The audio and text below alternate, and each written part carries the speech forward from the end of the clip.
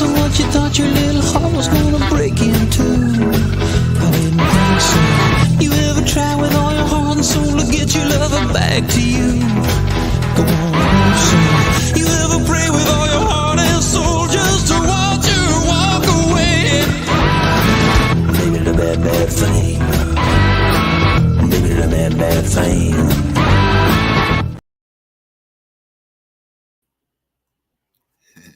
Good evening, my beautiful crime family. It's been a few days. I hope everybody had a great weekend. I know I did. It was very mellow and with some really good people, my family. Actually, I'm probably going to upload some pictures and a video and stuff. The big volleyball game that went on here. Yeah, it was a really nice weekend, and I hope everybody had the same. Tonight's show, I don't even know where to begin because there is so much to talk about. And I put on in the descriptions a lot of different creators because we're going to be talking about some creators and one new one, one that isn't getting enough recognition, and then Bubbly Waters. We're going to connect some stuff with Bubbly's videos, but we're going to talk about Drip Drop's video that came out this morning too, because if you haven't seen Drip's video, Crime Circus, you need to go watch that video when you're done with this, because it'll make sense to you then.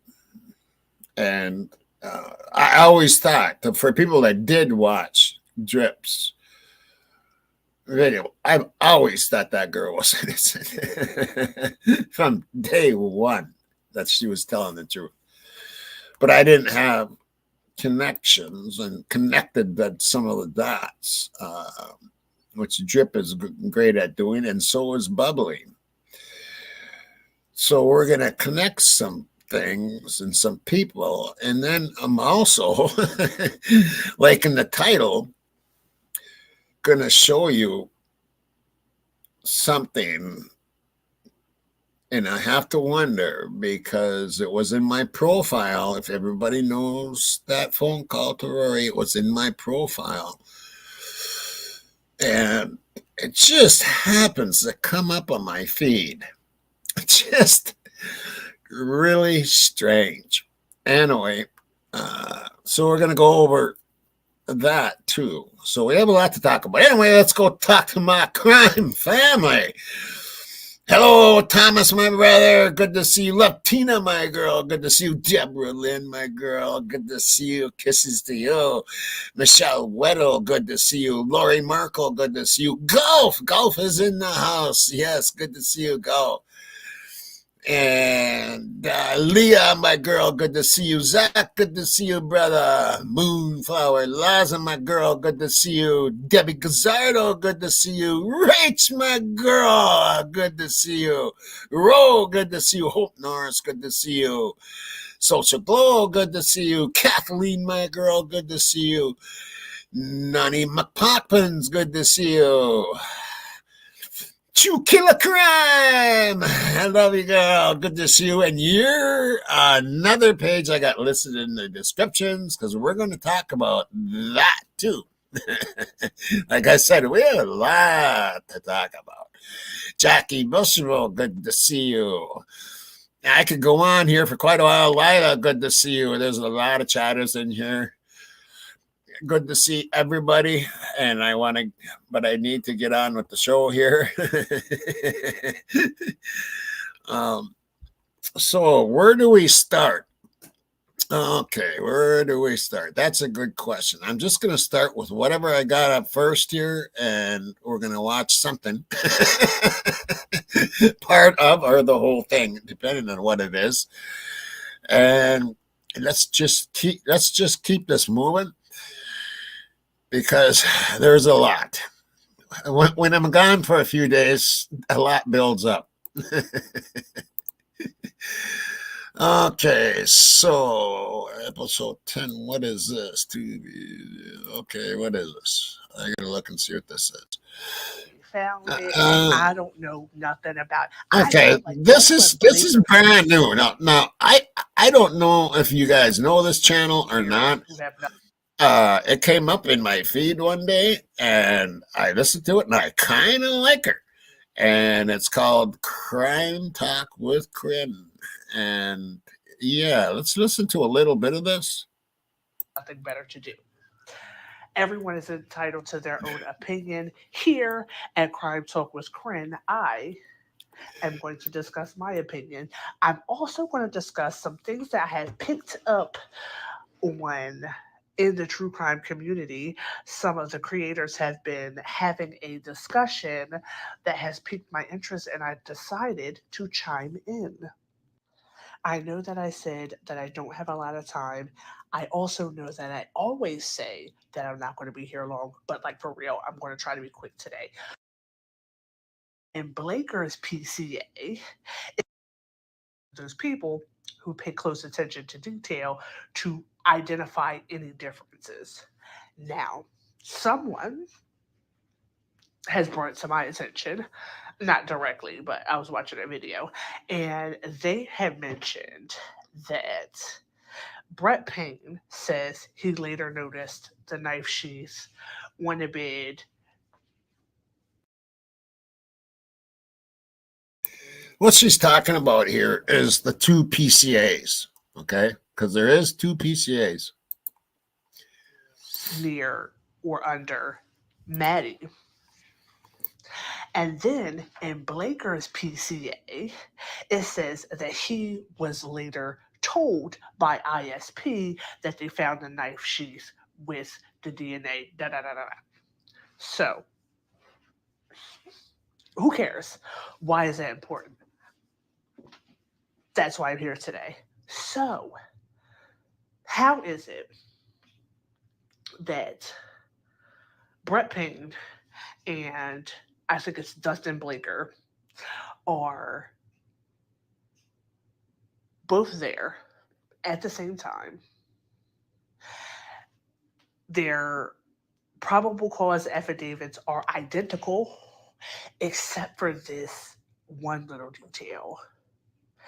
Brett Payne says that he saw the knife sheath on the bed. Blaker says that he was told that a knife sheath was found on the bed. Now, Blaker says that ISP told him about the knife sheath. Brett Payne says he saw it. So, according to these two affidavits side by side, Brett Payne is saying that he found the knife sheath on the bed. So, Brett Payne's affidavit says that he found the knife sheath. Blaker's affidavit says that ISP told him that there was a knife sheath found. So, I know you're probably thinking, okay, you just said that, like, girl, get on with it. What that means is that according to these two guys, if we put their stories together, Brett Payne, who was with Blaker, found the knife sheath. ISP knows that Brett Payne found the knife sheath. And then ISP tells Blaker, hey, we got a knife sheath. It doesn't make sense because you see in the search warrant that they're looking for knives and sheaths, but y'all said that y'all found it at the crime scene. None of that makes sense. But who cares? What's the purpose of there being any difference at all? If we're copy and pasting, right? If I took your paper and just changed and put my name on there instead of yours, why change one part? Right? This isn't an exam. It's not like, oh, I want to get a couple questions wrong so you don't think I cheated. This is like verbatim. This is plagiarism checker flagged. Somebody got to go. Like, this is bad. This is bad. One person wrote this affidavit and another person took it to be their own, fine. But in a case this big, in a case that could possibly lead to the death penalty for someone, in a case that has four students, four children. I know they're in their 20s. Some people act like that's, beyond grown, but they're college students. They had their whole lives ahead of them. This is, right off the college.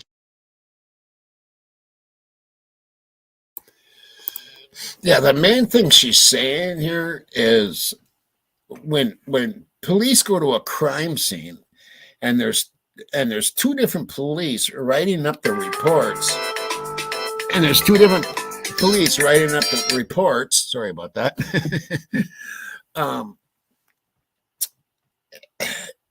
They should be different. They shouldn't be exactly the same. And they are verbatim, except for one part. And what part is that? The part about the knife sheath.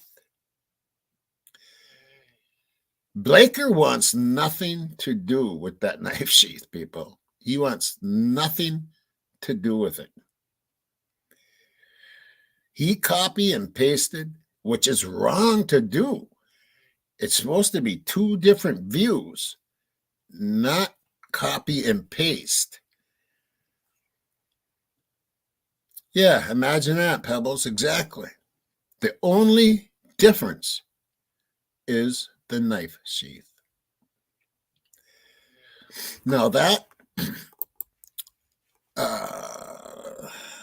that channel is called Crime Talk with Crin, CRIN, Crin, Crime Talk with Crin. It is in the description below, and it's pretty good. It's pretty good. She brings out some really good points, and so I thought I would share that because it makes a lot of sense.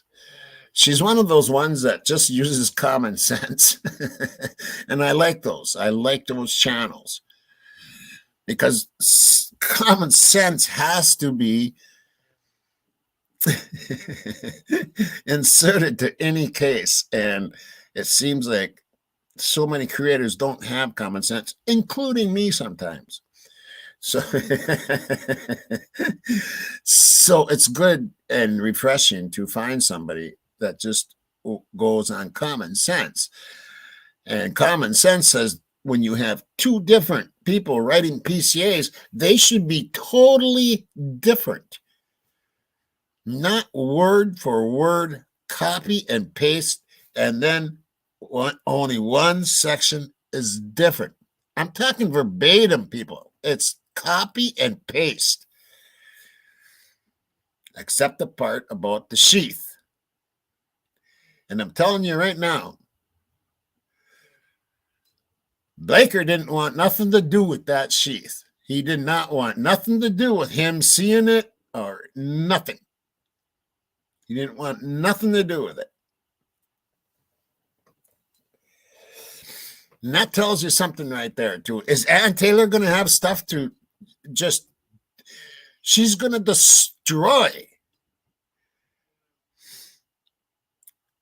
totally destroy this case. And that's my prediction if it goes to trial. Then we have Jip Drop's video. And he always comes out with good videos. And today was no exception.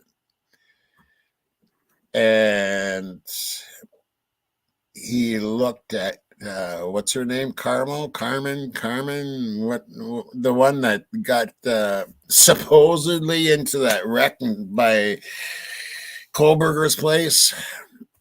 And he tied that she's not guilty. And she wasn't. I knew that a long time ago. But Kopak. It's not Kopaka. There is no A at the end of his name. It's just Kopak. Now, the reason I want to bring up this is because I have thought about this a long time ago, and I knew she wasn't guilty. But I didn't realize that Kopak had an apartment 30 seconds away from Mr. Kohlberger. That I did not know. Now, do I have that up here or not? No. If you want to watch that at the after we're done here, because it is a really good video. It also involves bubbly waters. Believe it or not, it involves bubbly waters. The reason I'm so intrigued by this, okay, because I had a theory in my head for a long time, and one of the reasons why is because, do you remember this? We have an informant who is not going to testify. We have an informant who is not going to testify. Now, does anybody know who called 911 on Mr. Kopak when he was over at that apartment building, which was not his?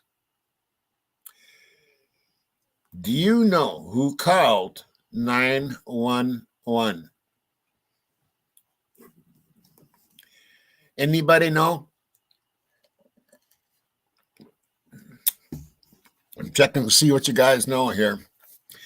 Bubbly knows. Bubbly knows.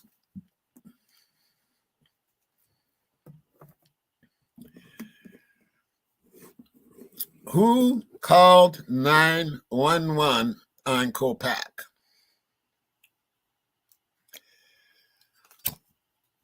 Who called 911 on Brent Kopak? His name is Jordan Baker. Jordan Baker called 911. Now, if you want to see a strange character, now, Jordan Baker is a dude, all right?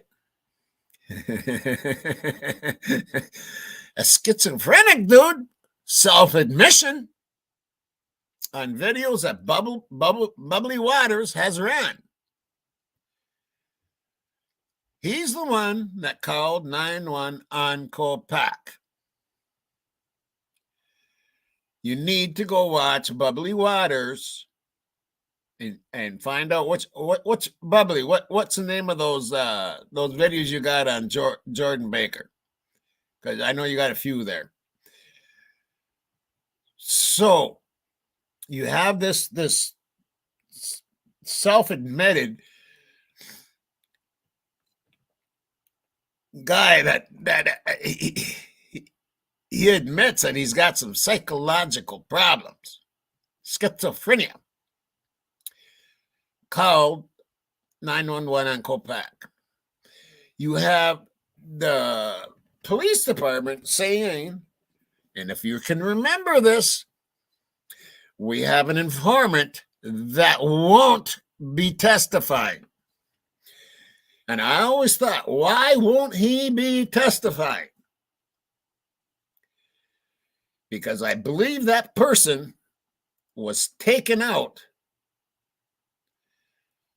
by MPD, by the SWAT team.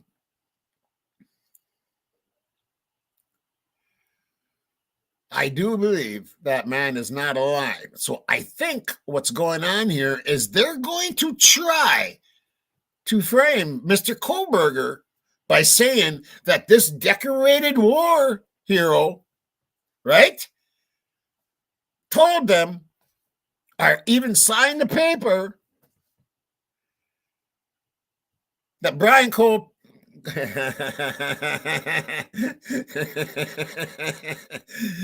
Brian Kohlberger did this. That is what I think is going to happen. That is who this secret informant who is not going to testify. Why is he not going to testify? Because he is no longer living. They took him out.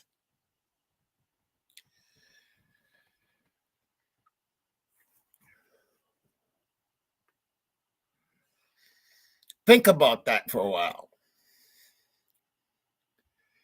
We have an informant who will not be testifying. Why wouldn't he be testifying? Why? Some people said, oh, it's just the IgG and it's the DNA. No. They said there is an informant who won't be testifying. And then his name all of a sudden turns to Kopaka.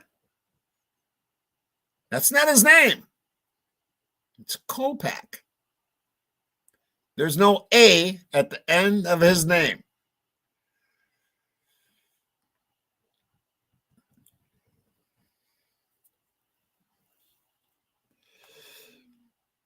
Are you starting to see a picture here?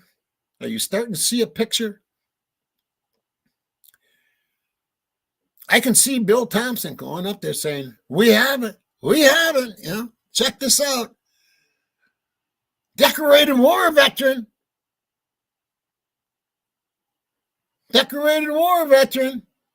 Oh, we're sorry he's not here, but he said this. He said that Brian Kohlberger did this and he seen him do it. And he wrote, he signed his name. He wrote this out. Could that be what it is? Could that be what this informant that won't be testifying? Is that what it is? Oh, thank you, Kelly. Bubbly Waters has done a lot of work on this Jordan Baker. Now, you're going to find this a little bit weird, too. There's more than one Jordan Baker. Kaylee went to school with a girl named Jordan Baker. Now, get this. They were going to be roommates in Texas.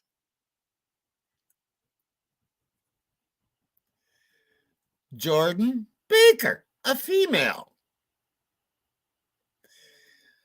Now, Bubbly's got some videos, and she knows how many Jordan Bakers. There's more than two. Okay? There's more than two. This case gets weirder and weirder as time goes by. Oh, my gosh.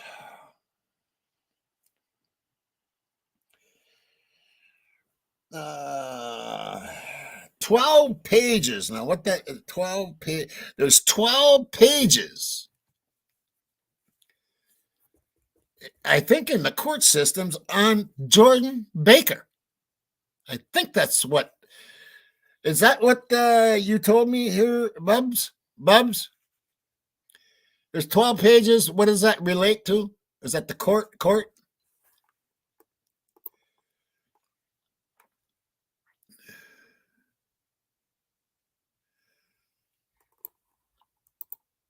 Right on, Golf.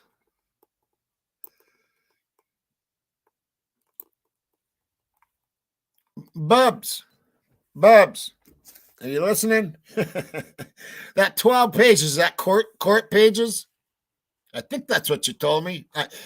Bubs and I talked on the phone right before I got on here, so some of the stuff didn't sink in here. Bubs, if you can explain out in the chat about the 12 pages, I'd appreciate it. I'm going to try to keep this show moving along because there's so much to go over. And if you haven't seen True Killer Crime's new video, she's got a new one out. I'm telling you, the last two ones are mind-blowing. And you need to see True Killer Crime right there on the screen. You need to go and check her out. She's got an awesome channel. And if you've been involved in the Linda Lang stuff, and you've watched me try, and Karen and I and Billy tried to capture stuff so everybody could see, she's done it. She's done it really well. You will see what's going on at Linda Lang if you go to True Killer Crime and start watching her videos, especially the last two. She's getting better and better at it.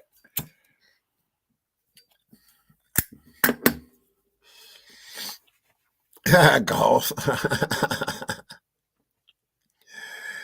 Yeah, so has Bubbly, but Bubbly's gone a little bit further, I think, on this. She really knows a lot.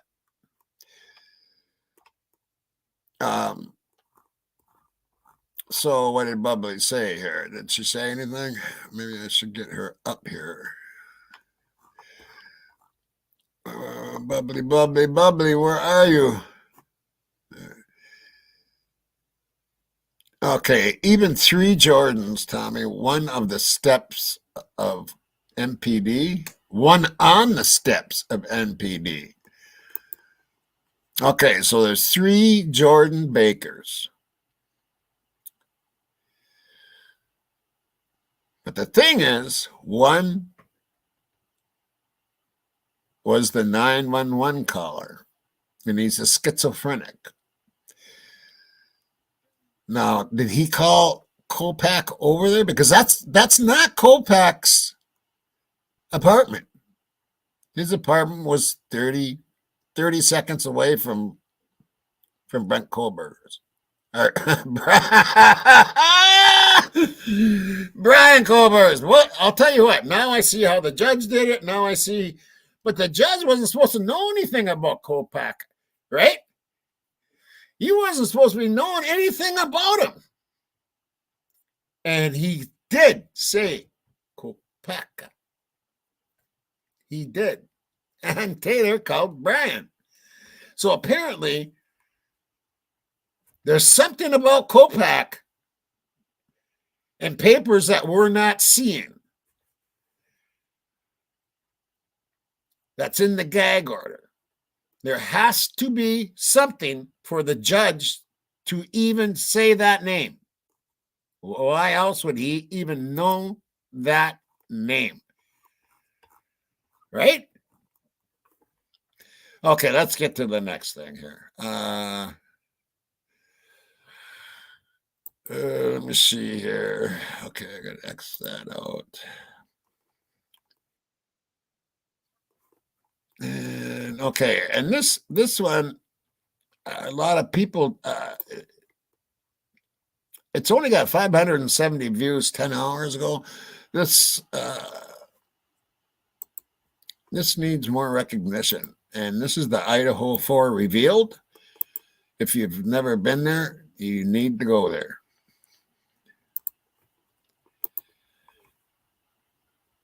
Okay, here we go.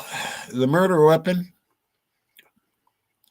by Idaho 4 revealed. It is in the description down below. Here we go.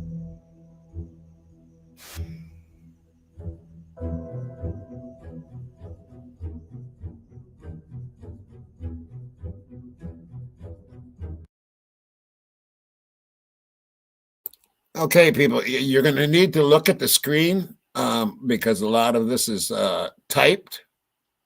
It does give you enough time to read, though, I think, if I remember right. Anyway, here it goes.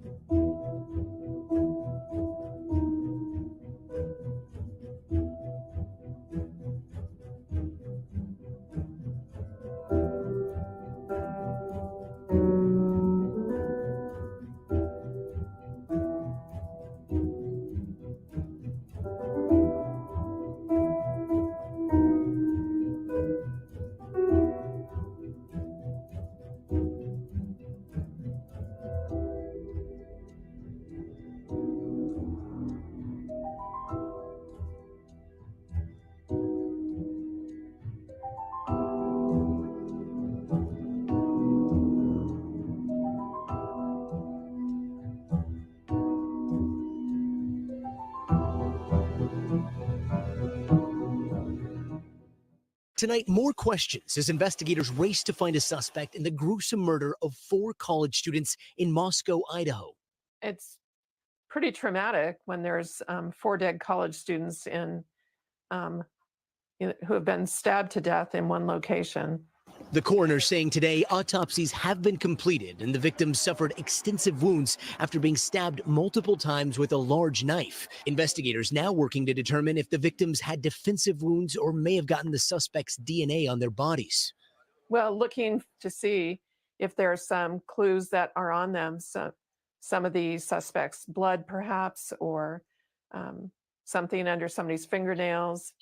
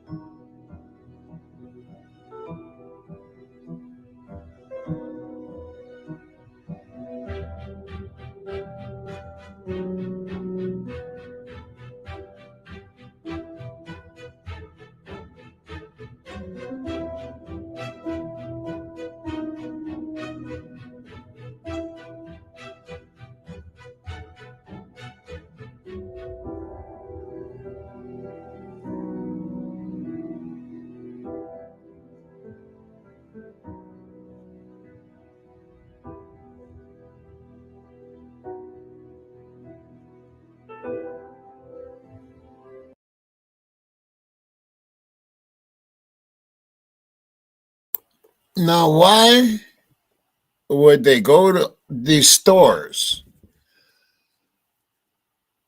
and not ask about a K-bar? Because the sheath is for a K-bar. Why would they not ask if anybody's bought a K-bar? Is it just bad investigating, or is it telling us something?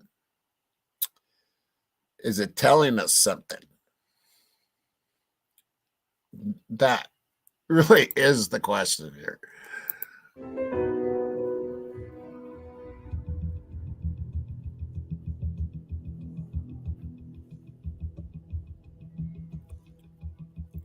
Yeah, and some stores they didn't even go to. Right now, we're dealing with a period where we don't know all that much new information from the police unless they give it to us. And right now, today, we didn't get any new updates. And so we were digging into what we do know, something that we learned at the very beginning of this investigation, what police believe was the murder weapon. They call it a fixed blade knife. I wanted to find out just how easy it is to get one. And it turns out just about everyone's got one in Idaho. Detectives are back to square one, sorting through more than 7,500 emailed tips, more than 4,000 phone tips, and more than 4,500 digital media submissions, all related to the information they have put out publicly.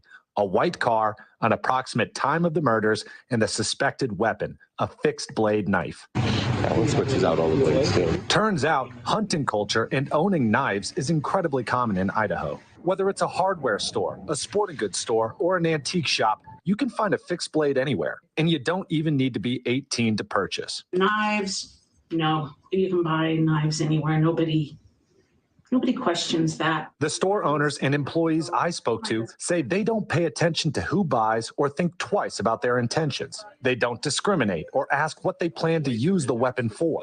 But after these murders, they say they may put more thought into it before selling. So this is something you start to think twice about, huh? Yeah, I'm like, Well, and, there's a couple things around that I think, I hope nobody picks that up and comes this way. And I want to make clear that just about everyone I spoke to said they're cooperating with this investigation in any way they can. They want to see it be brought to a conclusion and justice brought to these families. But even still, Moscow police say they have no suspects, no persons of interest, at least that they're letting us know about. This is so interesting. Look, I know that knives are common in Idaho. It's a big hunting area, so it's not unusual to have a lot of knife stores. But you were able to at least get to 3 of them today. All 3 of them said they'd been visited by the police. That's correct, right? Yeah, that's absolutely right. They said at some point over the last 38 days, they've been visited by police. And again, just trying to hand over whatever they could to help provide more context to the police. So, but the weird thing is, and correct me if I'm wrong, Alex, because this was astounding in your reporting today, that the police did not ask any of the store owners or managers or workers that you spoke with today. They did not ask them if they had sold a particular kind of knife. That question was not asked of the places you visited. Yeah, I have visited a hardware store, an antique store, and a sporting goods store. And from the owners, the managers, and the employees I spoke to, they all said that when it came to around the time of this murder, the police did not ask them what kinds of knives they sold, what types of knives they sold, how many knives they've sold. Of course, this is only 3 of, dozens of sporting goods stores and stores that sell knives in this area. And of course, in the greater area of Idaho and Washington, only 10 miles to the west. But you're absolutely right. From the people that I spoke to today, they said that as far as knife sales go, that was not a specific question that they were asked. Because early in this case, there'd been reporting that one knife store, or at least a store that sold knives, had been asked about a specific kind of knife. I'm just going to show it. It's a K-bar knife. And he was asked if he had sold a specific kind of knife like the one I'm holding. And the answer was no, that store did not sell this kind of knife. So it's shocking to hear that those other stores weren't asked that question. The other unbelievable piece of information I think you were able to get today, Alex, was the surveillance piece. Like the police came and asked these owners or these stores if they had surveillance outside, but did they ask for any surveillance video from inside where somebody might actually make a purchase of a knife? Yeah, we followed up with these store owners, employees, staff, managers, et cetera, asked them about that specific question. They all told us it's pretty much been exterior footage only. They couldn't recollect being asked about interior footage. And just like you, Ashley, that kind of astounded me as well. I followed up just within the last hour with the Idaho State Police trying to corroborate this information. And the public information officer for the Idaho State Police said that they couldn't confirm which stores were visited, which questions were asked, who they spoke to. Of course, it's been 38 days, and I'm sure they visited countless stores. But basically what the Idaho State Police was trying to say was that we are gathering information about all sorts of business opportunities and operations, and it's all in an effort to build more content.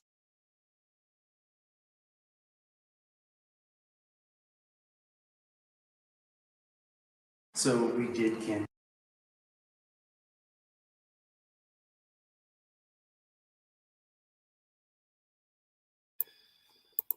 Now, I think that's really good. Exterior footage only, question mark.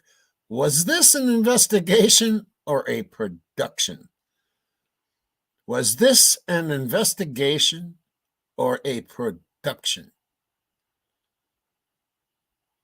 That is a really good question. So we did canvass the local businesses early in the investigation looking for a potential sale of a fixed blade weapon. Through the search of those locations, there wasn't, I don't want to say successful, but there was no resolution to that, and there was no real help to the investigation, might be a good way to say. So again, as part of the investigation, there are some details that we're not providing for the integrity of the investigation.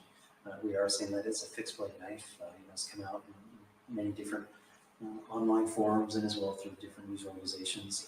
We have not specified a brand name or a type of knife specifically, just in the event it was a fixed blade knife.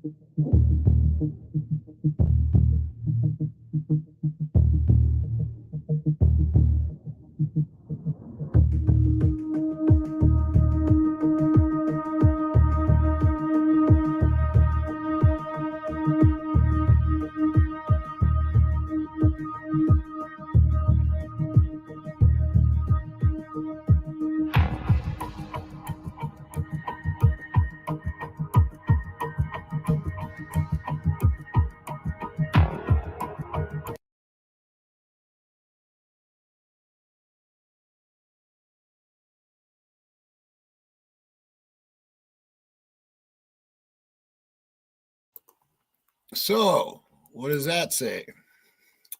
Returned on December 2nd, 2022, K-Bar Incorporated confirmed no record sold to buyer under name of Brian Kohlberger. No record from K-Bar Incorporated sold to any buyer under the name of Brian Kohlberger.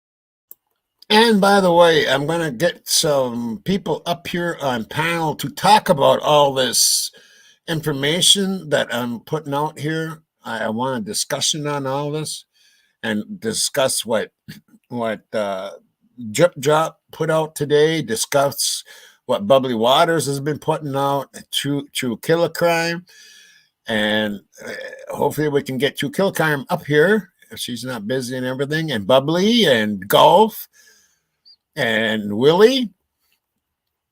That would be a great panel. Anyway, let's keep this moving.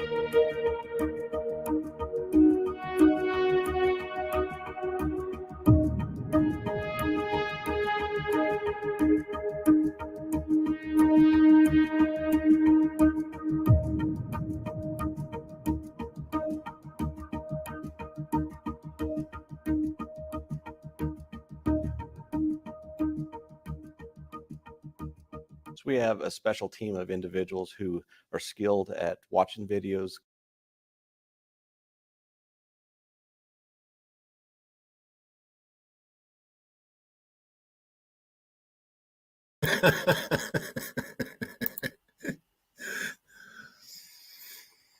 All right. Again, this is Idaho 4 Revealed. It is in the description down below.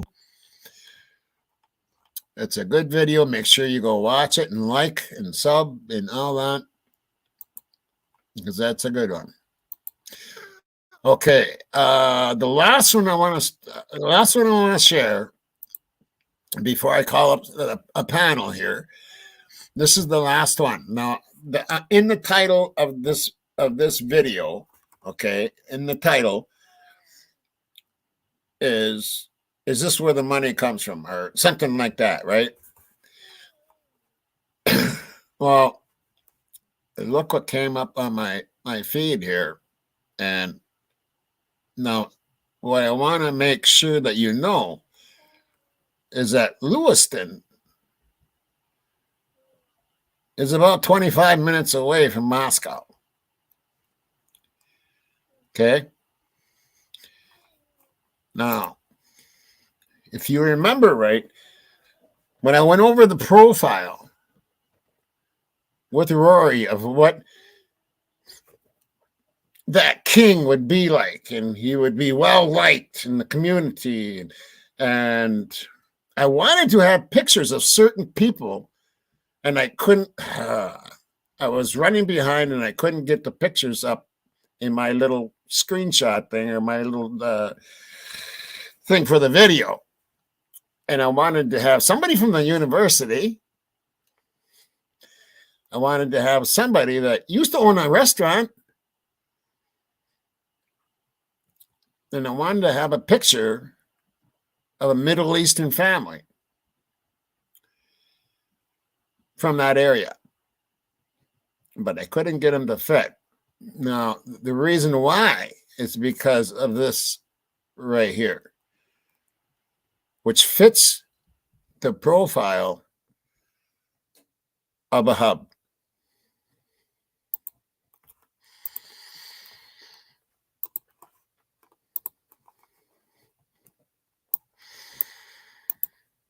Most Dairy Queen, or as the 13th best place to retire in the state of Idaho, at least according to this one website. But this small town of 34,000 people is probably best known for this, the Port of Lewiston.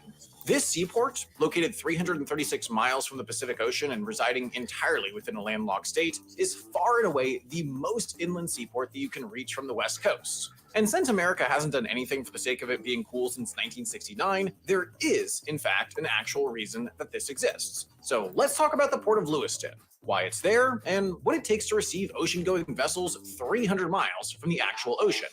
First, let's zoom out. This is the United States. You might know it as the home of Idaho's westernmost Dairy Queen, but it's probably best known for this: 4 million miles of sweet, sweet highways. But these are not all of America's highways, because the US Department of Transportation actually manages two different highway systems. There's the classic interstate highway system that we all know and love, and sometimes don't love because cars are going to be the death of us all. But there's also this one, the US Marine Highway System. Often running quietly along its landside counterpart, each one of these routes is a carefully engineered and meticulously maintained highway, but they're also, marine. All 38 of these states are capable of importing and exporting cargo via river. And while that might not sound as glamorous as my tone might imply, this system of inland waterways is one of North America's most unique and crucial features. Capable of importing and exporting, and they're talking internationally, folks. And this is 30 miles away from Moscow. Is this what is supplying money to the area? I'm going to tell you a story. There's also a very major port 2.5 hours from me, and that is Duluth. And it goes all over the world. A singer in one of my bands, her son worked on those ships. Those ships have to hand over blueprints to the feds of that ship. And you know what he told his mother? Mom, the blueprints they give to those federal people aren't the real blueprints. There's rooms on those ships that they're not showing.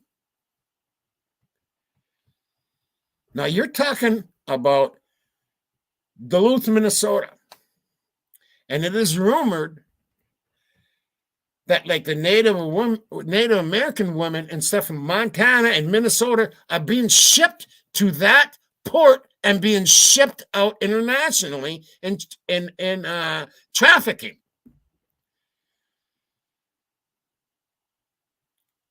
And whenever you get a port that imports and exports internationally, and then you have somebody that owns a home in Moscow that is an import-export business that has not listed any products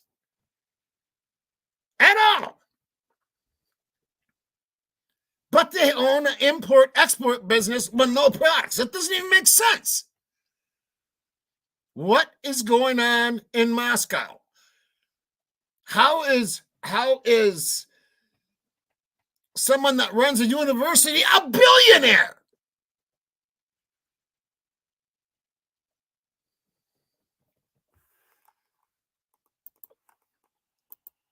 And is arguably one of the primary reasons that the United States developed into the richest country in the world and Canada became habitable. In fact, the congressional power to regulate and reroute these waterways is one of the first things written into the US Constitution. We got to that before we got to the part where we explain how to elect a president. And let's be honest here, if Joe Biden disappeared for 3 weeks, would anything really happen? Probably not. But I couldn't say the same thing about our precious inland waterways whose disappearance would doom us all. Why? Well, let's take a look back at what's going on in Lewiston.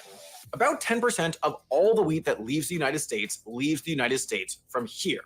I could put a number on that amount of wheat, but it simply wouldn't mean anything to you. So just try to imagine a pile of wheat that's really big, then make it again 25 minutes away from Moscow. Bigger. Now, this wheat is probably headed to Japan, South Korea, the Philippines, or Mexico, but first, like any country's export, it needs to make it to the ocean. Getting all of that wheat out of the Pacific Northwest would take somewhere on the order of 113,000 semi-trucks per year, which would be bad, or a single freight train that is approximately 362 miles long, which would be cool, but either way, this is not how you should be moving wheat. This is how France moves wheat, and you do not want to be France. Fortunately, we are not France, because we have Lewiston, and Lewiston is a logistical bonanza. Sitting right at the intersection of 4 major highways, a freight railway, an airport, and Marine Highway 84, this otherwise unexceptionally small town in Idaho provides a gateway from these landlocked grain fields directly to the Pacific Ocean. Here's how it works. As the wheat harvest wraps up around late summer and early fall, grain from these 8 states, and yes, I'm counting Canada as a US state, pours in across the border to Lewiston. That wheat is stored on site in these before eventually getting transferred onto a barge. What kind of barge, you ask? Well, let's talk barges. On most rivers, your typical barge is around 195 feet long and can carry 70 semi-trucks worth of goodies, but Lewiston isn't just some rinky-dink river port, it's a full-on seaport. And that means that it's typically loading 270-foot hopper barges that can carry 4 times more, all the way up to 400-foot full-fledged ocean-going barges that could carry enough wheat to kill a small nation's worth of celiacs. These barges are then arranged in what's called a tow, where they're roped together and attached to a tugboat. On Marine Highway 84, it's usually a tow of 4 barges, but on other waterways like the Mississippi, you might see a tow of up to 15. Now, getting that tow from point A to point B is easier said than done, especially when you're dealing with container ships that are this voluptuous. But this is where the invisible engineering of the marine highway system comes into play. While Marine Highway 84 does look like a normal river, it is anything but. This stretch of water is maintained and designed to be a highway that can reliably transport ocean-bound cargo. If you were to take 400-foot barges and send them down a normal river, they would either get stuck, capsize in rapids, or have a lovely time enjoying the splendors of nature. but probably the first two. The key problem with natural rivers is that they're generally far too shallow to accommodate ships of this size. The Snake River, the upper section of M84, can naturally settle at about 6 feet in depth when left alone. That's what we in the barge business call not enough water for a barge to go in. In order to keep ocean-going vessels afloat, Congress ordered that every section of this river needs to stay at least 250 feet wide and 14 feet deep, and because the river refuses to follow the decree of man, we have to do that ourselves. That means that every couple of years, the US government needs to figure out a way to take the bottom of the river and lower it. This generally involves sending out a fleet of dredging ships, which are equipped with giant scoops, or sometimes specialized suction drills, that they use to gradually dig out the bottom of the river, load the bottom of the river onto other ships, and have those ships go dump it somewhere else. This practice is kind of a legal nightmare and a lot. Okay, so this is by Half is Interesting is the name of this channel. And if you want to check out the rest of this video, you may surely do so. I just wanted to show you that this is a major port 25 minutes from Moscow. That's what it takes for a major hub, people. And I explained that. I didn't know it was that close. I really did not know that there was a port that close to Moscow. And I'm talking, that's a huge, huge, huge port. International. And you have somebody that owns a house that's an import-export business, and they don't list any products. Then you have a head of a university that's a billionaire. And that's not the only billionaire in the Moscow Pullman area. In Pullman, there's a Middle Eastern family that's billionaires. So that's pretty crazy. Anyway, I gotta get okay, I'm done sharing, I'm done talking, except for getting a panel up here. So I would like to have Golf, I'd like to have Bubbly, I'd like to have Willie, and I'd like to have True Killer Crime. Did I get everybody? I think so. I'm going to put a link up here in just a second. Just let me get ready here.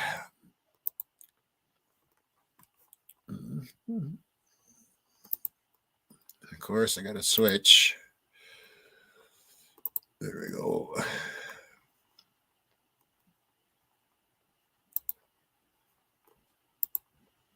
I'm just about there, folks. We're going to get a panel up here to talk about everything that I've talked about. Okay? Yeah, please like up. We got 3 to go on the likes. Please like and subscribe. And here is the link. So Golf and Bubbly and True Killer Crime. There's a link. Now I gotta go let my cat out real quick.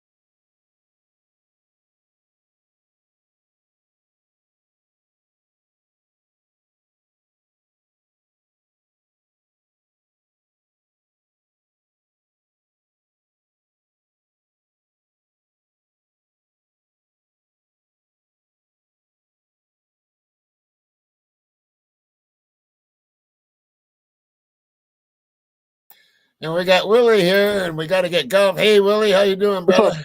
What's up, buddy? Not much the same old stuff. Yeah. I thought I when I got up here and you were muted, I was like, shit, I came at the wrong time. No, I let my cat out and stuff. Golf, are you coming up? She I'd like better to get come up. golf bubbly. I'd like to get golf and bubbly. I'm putting that link out there again for golf and bubbly and True Killer Crime. Is it out there?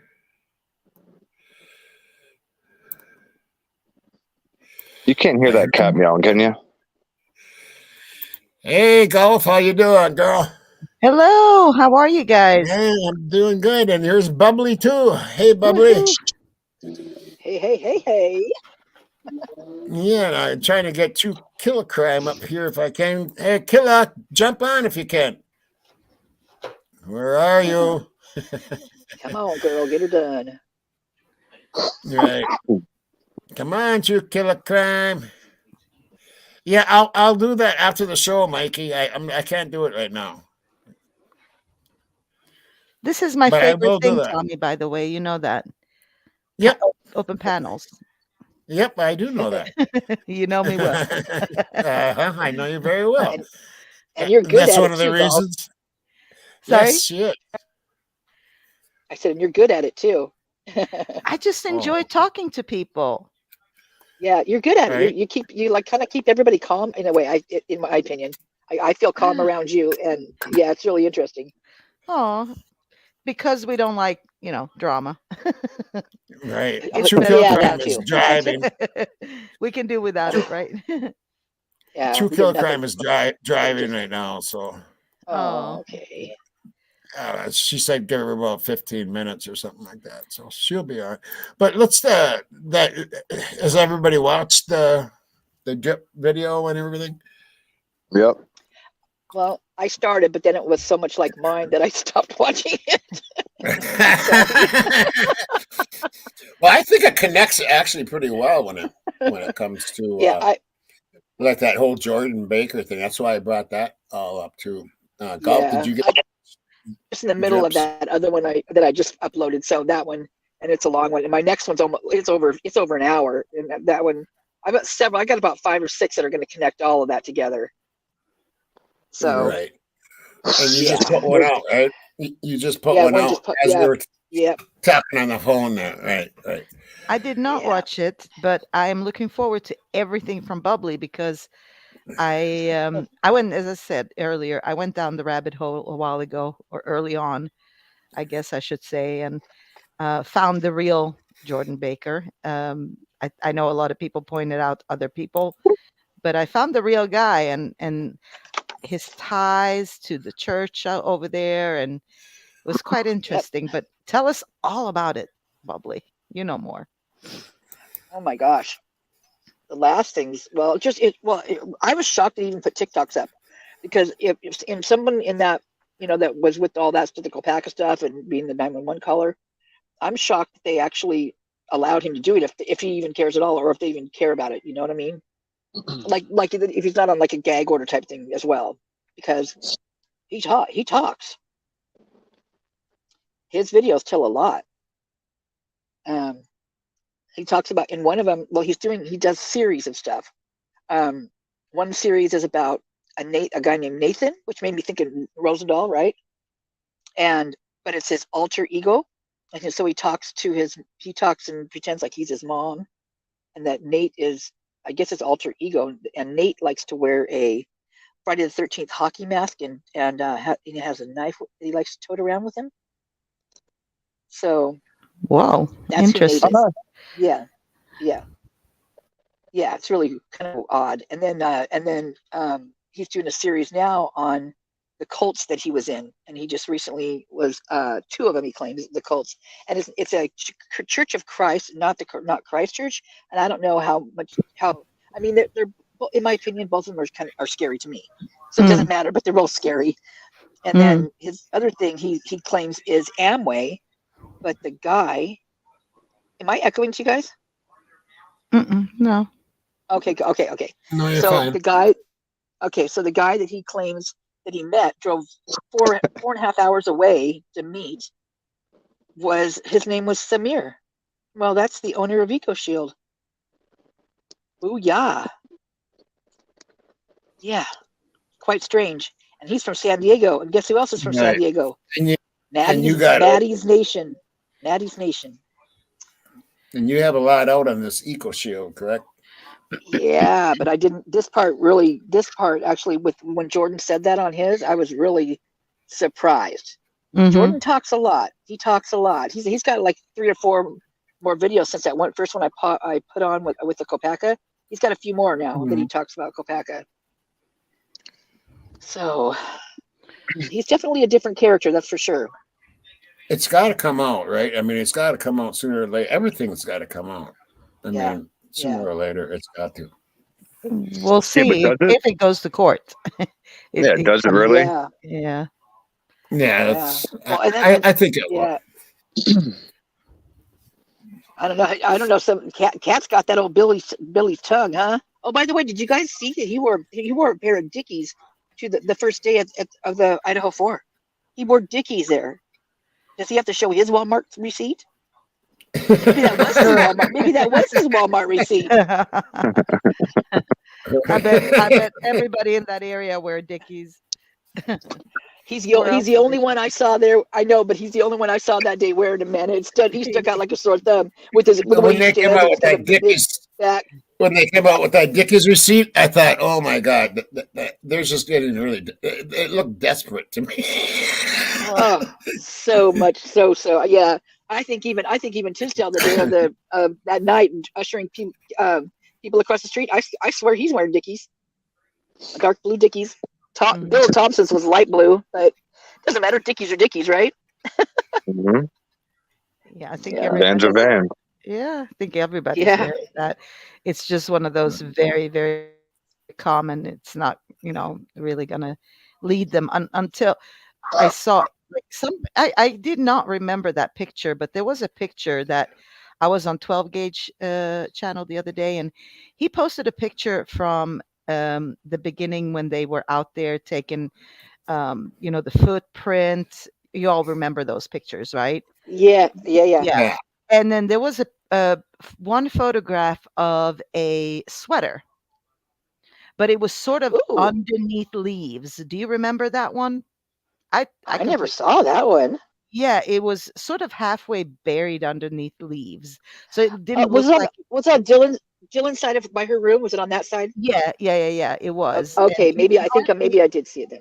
Yeah, I think but I don't think anybody really took notice, and he just pulled it up again, and I was like, "Oh crap, I totally forgot about that." And it's just like, okay, what is that? And then I remember another picture that floated around that somebody posted on December 6th, and it was probably in either Reddit or one of those places, 4chan, whatever. And it was a guy, and you could see him holding, like you could see the guy, and he was holding a knife, and it said "the killer" or something on it. And it was posted on December 6th. I have a screenshot of it somewhere. Oh And man, so I was like that looks like, if you look at it, because it looks like the guy has a hoodie on, and it's the same kind of hoodie that sort of lays on the ground. The only thing that had me like, well, I don't know if it's the same one, because obviously they took that picture before the snow came in, and the leaves were sort of over it, like it had been there for a while. So that was the only thing I was like, well, it just, something clicked in my head. So there's so many loose ends that people forget. Oh yeah, for sure. Just like the mail, the pieces of mail or whatever they found around the King house there's like 3 or 4 different things. And now that's what clicked with me today, is because that Samir with EcoShield, he got in trouble. And, I want to ask this first. How much remember how the amount of money that was supposedly they flushed? How much was that amount of money? Does anybody remember? Was it like 800,000? Or, I mean, I know it was a lot, but I don't remember exactly what it was. If anybody knows, that would be great. I'd love to know that, because I'm going to connect it with the guy, the owner of EcoShield. He went to prison for a while because during COVID, he was selling what they call the badges, and the badges are like, like state workers, how they have the plastic thing and their little name tags in there, and that you can just pin them on your clothes or whatever. Well, that's what these badges were that he was selling, and they were supposedly to ward off the COVID, right? Well, all the shit had in him was freaking pesticide. He got in big trouble. Yeah, Oh, and so he owes over $1 million. He was in prison for I can't remember how long, a couple years, probably a couple years, maybe. oh, Yeah, and get this. Guess what? The day that he was convicted in it was August 15th, and the noise complaint was August 16th. I was gonna And the say what next year? That's and 2021, 22. Sorry. 2022. Yep, and then the next thing that was on there that something happened with him was November 3rd, and I mean, it's just all of them were so close to that amount of time, and then the package, because that's how they got in trouble for shipping them because they weren't USDA. He didn't have them, they weren't tested or anything, and so he got in trouble for that. He had to pay like $300,000 in what is it where you ship through and you have to pay taxes on the like in different countries? What's it called? Tax. What's No, that? so you're talking about like international fees, some kind of international Yeah, fee? yeah, but what's that stuff you have to pay like to ship it like other countries? They have to pay a lot of money to get it into their country. Oh, They're you're like talking An about export customs. fee? Yeah, customs or something like that. customs. Yeah. Yeah. There was like 300,000 just in customs alone, but you're not even supposed to ship this stuff because it can be volatile. It can like blow up and it's gaseous. So Oh, it's like the gas coming out and it messes with your throat, your cost. I mean, and they're selling it as a COVID, warding off COVID. I mean, it probably did more people in. yeah, Literally. yeah. Can you imagine? I'm God, taking none of that shit. yeah, gnarly, man. Tommy, we can't hear you. You're muted. Is he talking? No, no, I'm He's talking. talking. I'm trying to get to my Gmail and I'm curious, man. How many screens you got? 4? what's that? How many screens you got? 4? Something 5 or 6 or something. Yeah. Oh my god. That's That's crazy, dude. Is one of them in the ceiling or something? You look Right. Well, when I first started watching it, Tommy, I thought you looked up when you were pissed or something, but then I realized your screen was up there, and I was like, "Oh, okay." He's just looking up. Oh, right. I'm looking up I got a TV screen up there for a monitor, so yeah. Jesus. I wish I knew how to do all that stuff, man. I'm Listen looking to at this, a you guys. copyright Listen to thing this. from YouTube. They blocked Is that your pool? blocked me in 4 areas. No, it's not cool. No, I thought that was her pool. I thought she was showing. I don't know what that is down. Okay. Oh, What is that? they blocked some videos you have or something? In some territories, this video is blocked in some territories due to copyright shit. Yeah, I was just Oh. trying to find out. I was just trying to find out. That's why I'm being so quiet. I'm just looking Okay, a couple things up here. Yeah. Trying to get to my email. Okay, but yeah, keep going, you guys. You guys are. It's sounding good. So Yeah. you saw that video of Jordan Baker when the cops pull up, when we should call him Kopak, I guess, and not Kopak like we've been calling him. When that whole situation went down, you saw his face, right? Mm-hmm. Who Jordan's? Jordan Baker's, yeah. Like Yeah, they yeah, show uh-huh. him. I think Oh, yeah. they show him. And are you tying that anything to what happened at the hotel room when he freaked out? In any Yeah, way? yeah, kind of in a way. I haven't done it yet. I don't know if you are. Who is Willie? Is Willie tying it? No. Listen, I'm that dude took You off asking with his me? friend right after. What's that? Who did? Somebody came and picked that dude up like right after the cops Yeah, got done talking to him. yeah. You want to know who picked him up? Who? One of them, the guy driving the car, is and used to be a deputy sheriff of Laydough County. What? He's gotten in a little Justin Heath Olson. He's gotten in a little bit of trouble since then, and he's actually been arrested a couple times, like domestic and things like that. Yeah, well, he's the one driving that red car. And the other guy, I think, I can't confirm this, but there was a guy about 9 years ago who he's a film star in the horizontal type of filming. Well, not so horizontal these days. In the old days, it was horizontal. I love. Okay, I get it. But so he's a star in that area. So he came to Wazoo because he's from that area on his spring break or something. He wanted to make videos with girls from the sorority houses, and he ended up taking his way with one of them and got in trouble and went to prison for about 7 years. Oh, ouch! And, Jesus. yeah, and I think he's the other guy in there. I think he's the one wearing the Wazoo jacket. Looks just like him. Yeah, I mean, I said from day one that the whole body cam. I mean, the way they did everything in that footage is all, to me, it all looks staged. Like all of it. The way they entered the apartment, the way they it just looked like he knew the code to the apartment already. Like he didn't really have to go back and ask the dude when he did. I think he already knew the code to get in the apartment, and then they just walk in like they own the place and start ordering people out of the apartment. They don't know who the hell Brent is.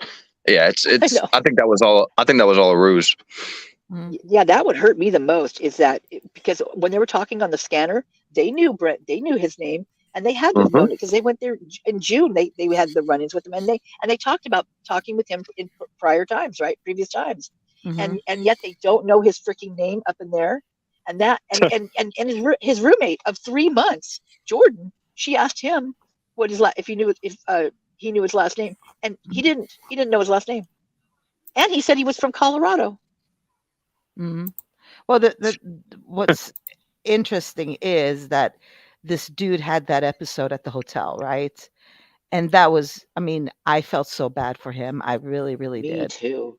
I Yeah. almost cried when I saw that because, we talk a lot about him and we never really honor him and what he did. And I was like, oh my God, that guy is like, he's totally not right.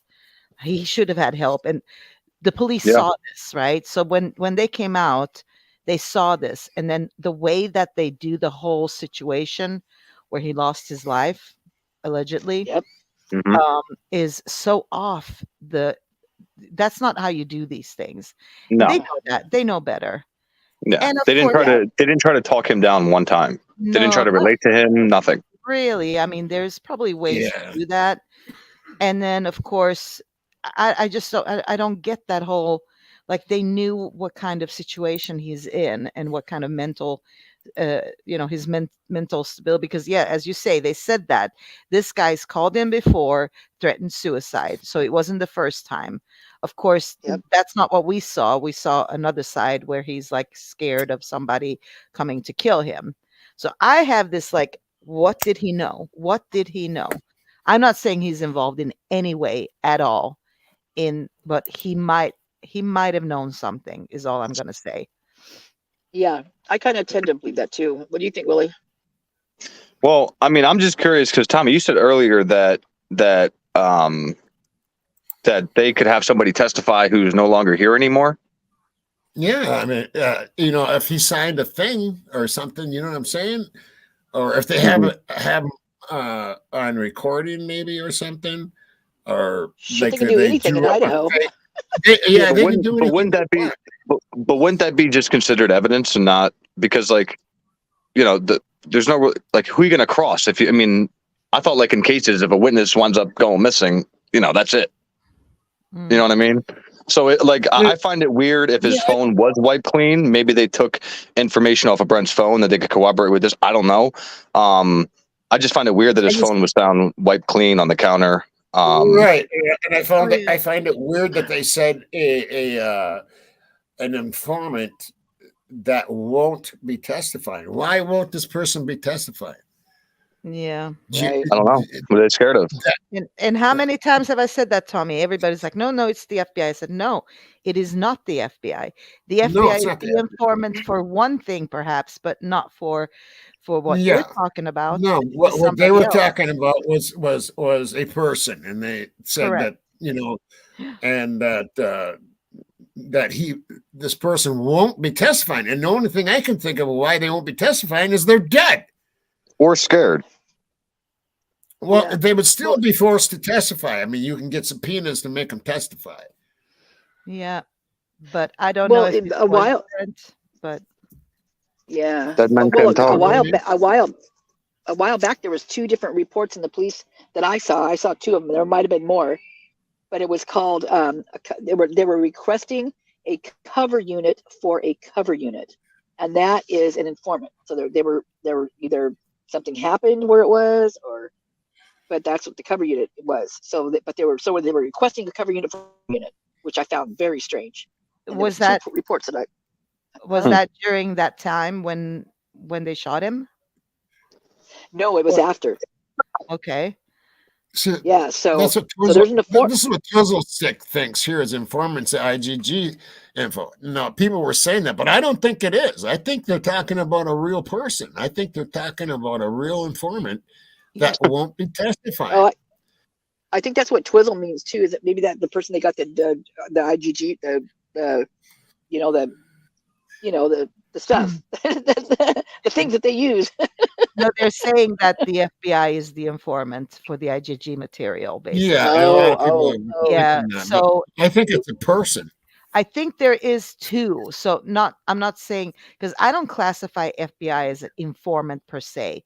They're part of the investigation, so I wouldn't classify them as that. But Nor the IGG, nor the IGG. yeah, but I'll give people that if I just have a feeling that this is beyond the IGG and there is actually a person, and the reason I have a reason for it too. It's not just taken out of the blue, and my reason is they waited 3 days before giving a press conference, and that's how long it took them to get Brian Koberger's name.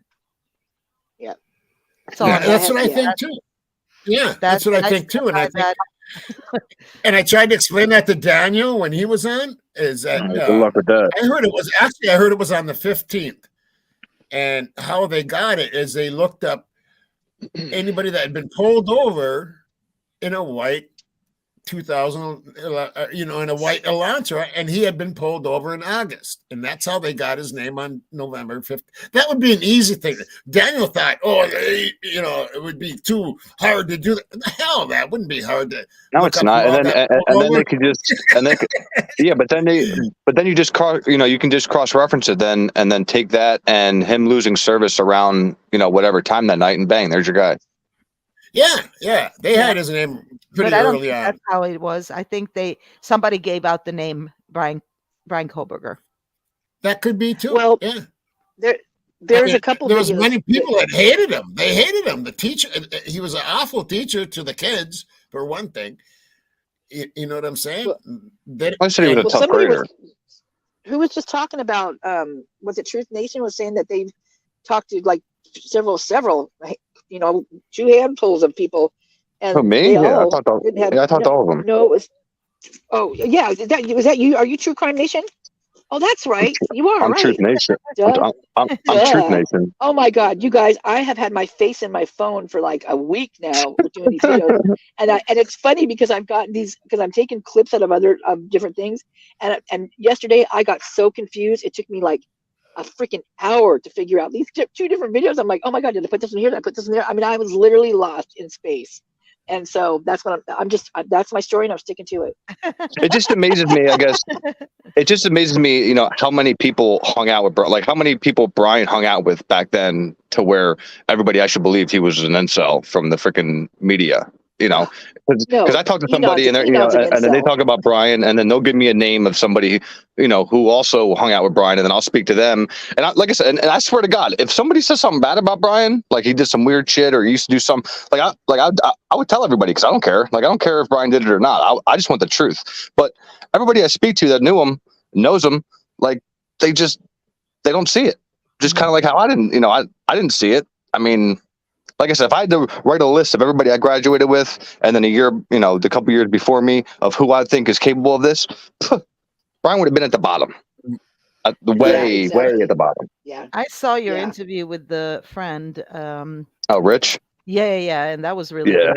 And he was like nope, that's not how, Well, how Rich, we knew him. yeah, well, yeah, because like me and Rich used to hang out all the time, back in the day. So it's kind of, to me, they're not like interviews; they're just conversations of, with people that I, knew back in the day. So to me, it's just kind of fluent, and I just want to get to the bottom of, who Brian was. And the more and more I speak to people, Yeah, because it's we just know confirming nothing. We my only know belief. what they've told us. Yeah, and that's why, like, I love that. I I love your feel doing like, yeah, well, that's really the only value I feel like I can bring to this case is to, at least get some kind of truth out that the news is, say they say what he was a cannibal, he was an incel, he stalked women, all this kind of shit. Yeah. Now get the Yeah. guy who he ran with at night. Remember Skylar that guy? Jacobson. Yep, get him Yeah, because that Skylar was cool as hell. that actually tells, according to his alibi, that corroborates his alibi, right? And Skylar Because was a straight A student. Skylar never did any drugs or anything like that. He was he was like a straight edge, straight A, ran track kid. He's a good, he's not, he was an all around good kid. Yeah, but Skylar people have was. forgotten about that interview. So I'm just saying, in corroboration with his alibi, because people keep poking fun at it, Mhm. I think that would Yeah, that would look go at to Miss show Girl. if you got that. Look what Miss Yeah. Girl had to say there. His sister never did that. It was disinformation from Dateline. His family is shocked, and he was arrested. Said it goes against his character. Yeah, his sisters That's never what did shit. I'm so sick and tired of hearing that his sister did this or his family gave him up. It's all bullshit. Right. He was right. close. He was close with his sisters Yeah. because he stole a phone freaking 10 years ago. Now I got an email. Angela T wants me to run this video. She says it's really, really important, and it just came out today. Oh, Angela Tarkanen, she said she had a boom. Yes. Yes, I saw and that. she wants us to watch this video from Forensic Frenzy. Okay. All right. So that's what we'll do real quick. Yeah. I said real quick, right? But yeah, I had Rich on, and Rich, like I said, I went to have Rich on because Fox News kind of like, they like scrubbed his interview because he wanted to kind of, make Brian into a good person, and Fox just kind of wouldn't let him. Rich who? Rich Pasqua, Brian's friend, the one that fought. Well, the one that. Okay, right. The one that first interviewed on Fox, and the one I had come on panel to tell the straight up truth about who Brian was. Right. And then he put me on to Kayla, who I didn't even put two and two together because she was best friends with my sister, who used to hang out with Brian like multiple times a week. And I spoke to her, and she was like, no. She was like, Brian was always chill. Like, we just hang out and do a lot of hiking and stuff like that. Because you understand, up in the Poconos, okay, there's not really much to do unless you go hiking or go to Boulder or it's called Fraggle Rock, but it's basically like just a field of boulders, right? And he went there and smoked with your friends. So I could see him wanting to, go to different places as far as scenery goes, being in a state that he's foreign to, because he was only there, 5 months, I believe. So, if you like nature in Pennsylvania and he goes out to Idaho and it's nature, on steroids, of course he's going to be infatuated with it. Yeah, and then one of the guys that they interviewed. Are you talking Kayla? Well, the person I'm talking about, nobody knows. Yeah. The But Kayla, they the also Asian had girl, the Asian girl? No. No. Oh, okay. All No, right. no. Okay, This is somebody that this is somebody that knew Brian, that hung out with him all the time, that just hasn't come out. Willie, what do you think about that report that came out? That person that did that thing about the Poconos before Brian was even arrested or anything, saying that the killer was up in the Poconos mountains hiding. Really? Yeah. Do you remember that? It was on Golf, do you remember that? Yeah, I It's do. like I a have 4chan. It was a 4chan thing. Yeah, it was on 4chan. Oh and yeah, I don't really know too much about it was 4chan. before Brian. Yeah, but it was before Brian was arrested, and that they was said well before Brian so was. that's That's weird. before Brian was arrested, And and that's they what said I'm that saying. the killer was in the Poconos mountains hiding. Yes, and that's what I'm saying. There is an info. Now, did the police do something there? Law enforcement? I don't think so, because people were questioning, like, was that somebody from law enforcement? But I really doubt that. But I do remember it very. I still have a screenshot of it, and Right. I can probably find it in my junk and tell you the date, but it's too much to go over. Right. I did a good show though, actually. I mean, well, like I said earlier, the good thing is when Brian gets out and he goes back, and stays with his parents, at least that community, that he's in is gated to where, nobody can just walk into that community and do whatever they want to the house or whatever. Because you have to there's cameras all throughout that community. There's a gate. You have to show your ID. So you can't just drive into Brian's parents' community. Nobody can just drive in there. You got to know somebody in there. So that's at least I look at a positive if he gets out to where, maybe nobody will be able to get to him, but I'd still get out of this country, bro, because his name is everywhere. He won't be able to go anywhere. Nope. Ever. Yeah, I mean, shit, we got people from New Zealand and across the Exactly. ocean. I mean, He should have a lot of this. money. It's crazy. Yeah. He should have a lot of money by the time this is over, though. Yeah. He's going to sue that. And to be honest, anybody listening who is like, okay, you guys are just like crazy, he's guilty. Here's the thing. And you look at all the evidence they have in the PCA, because that's where it started. That's factual. You have to, everybody says they have so much more. You have to have so much more to make this man guilty. I'm sorry. Absolutely. So much more. Yeah. There is nothing else that's come out. Nope. Quite the contrary. So But don't worry, they got so much more though. So much more because, and that's the thing is to make him guilty. And I've tried, by Lord, I gave it a shot. Yeah. I really went down that road as well, thinking, okay, I'm going to see what does it take to make him guilty. You will have to come up with so much more. That's not there.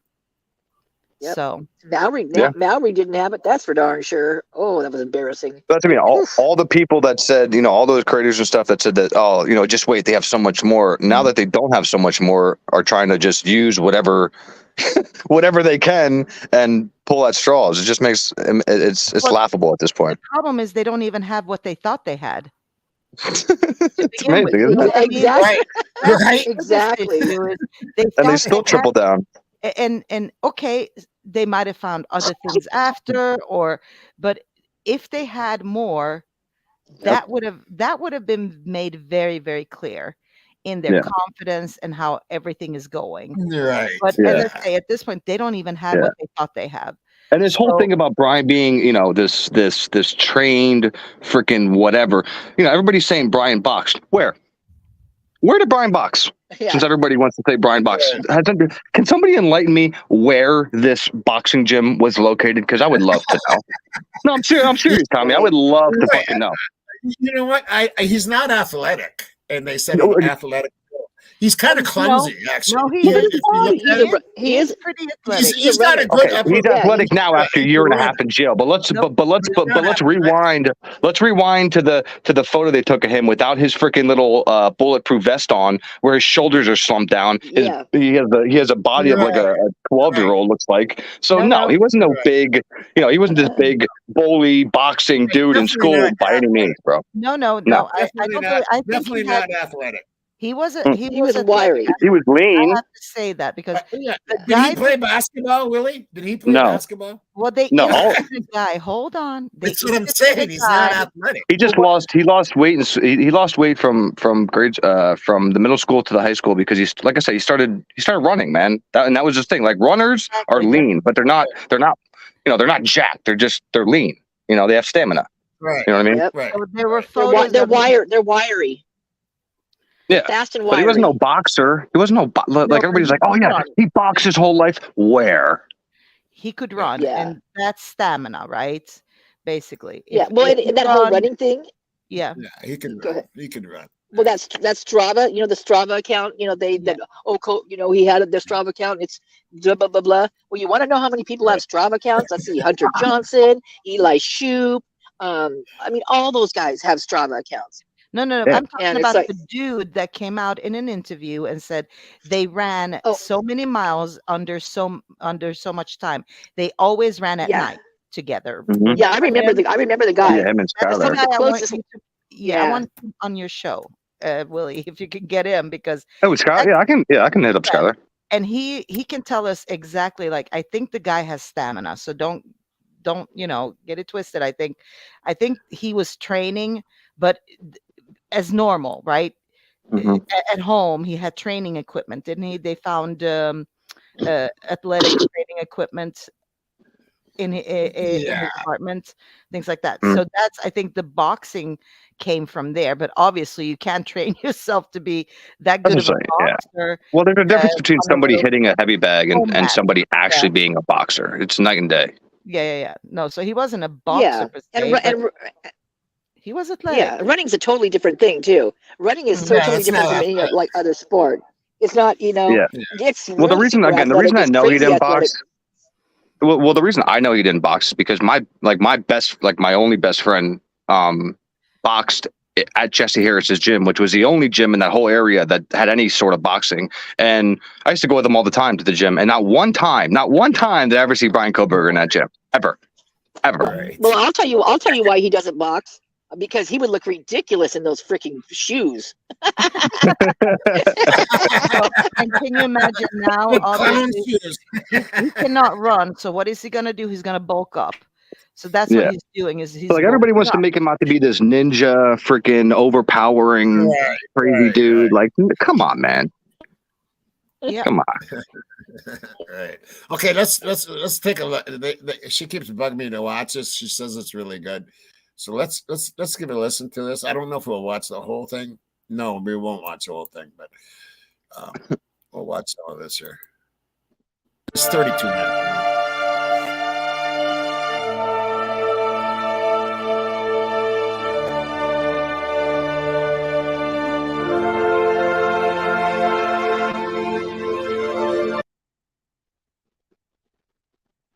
In the case over the past few weeks, so we can go ahead and talk about that a bit today.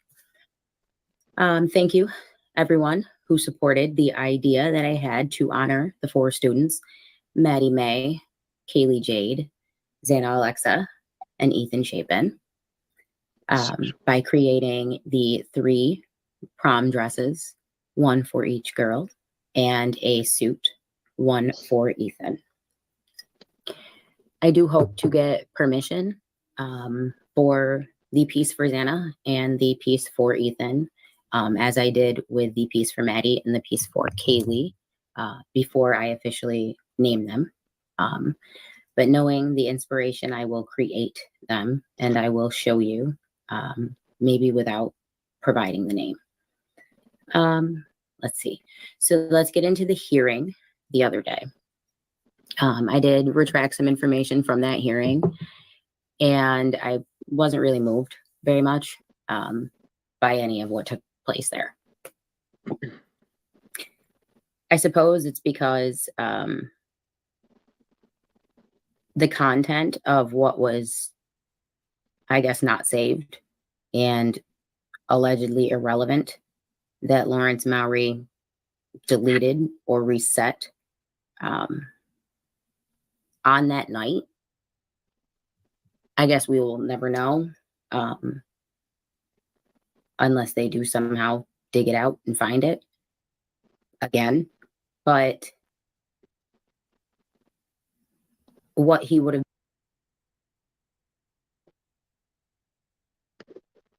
What do you guys think of that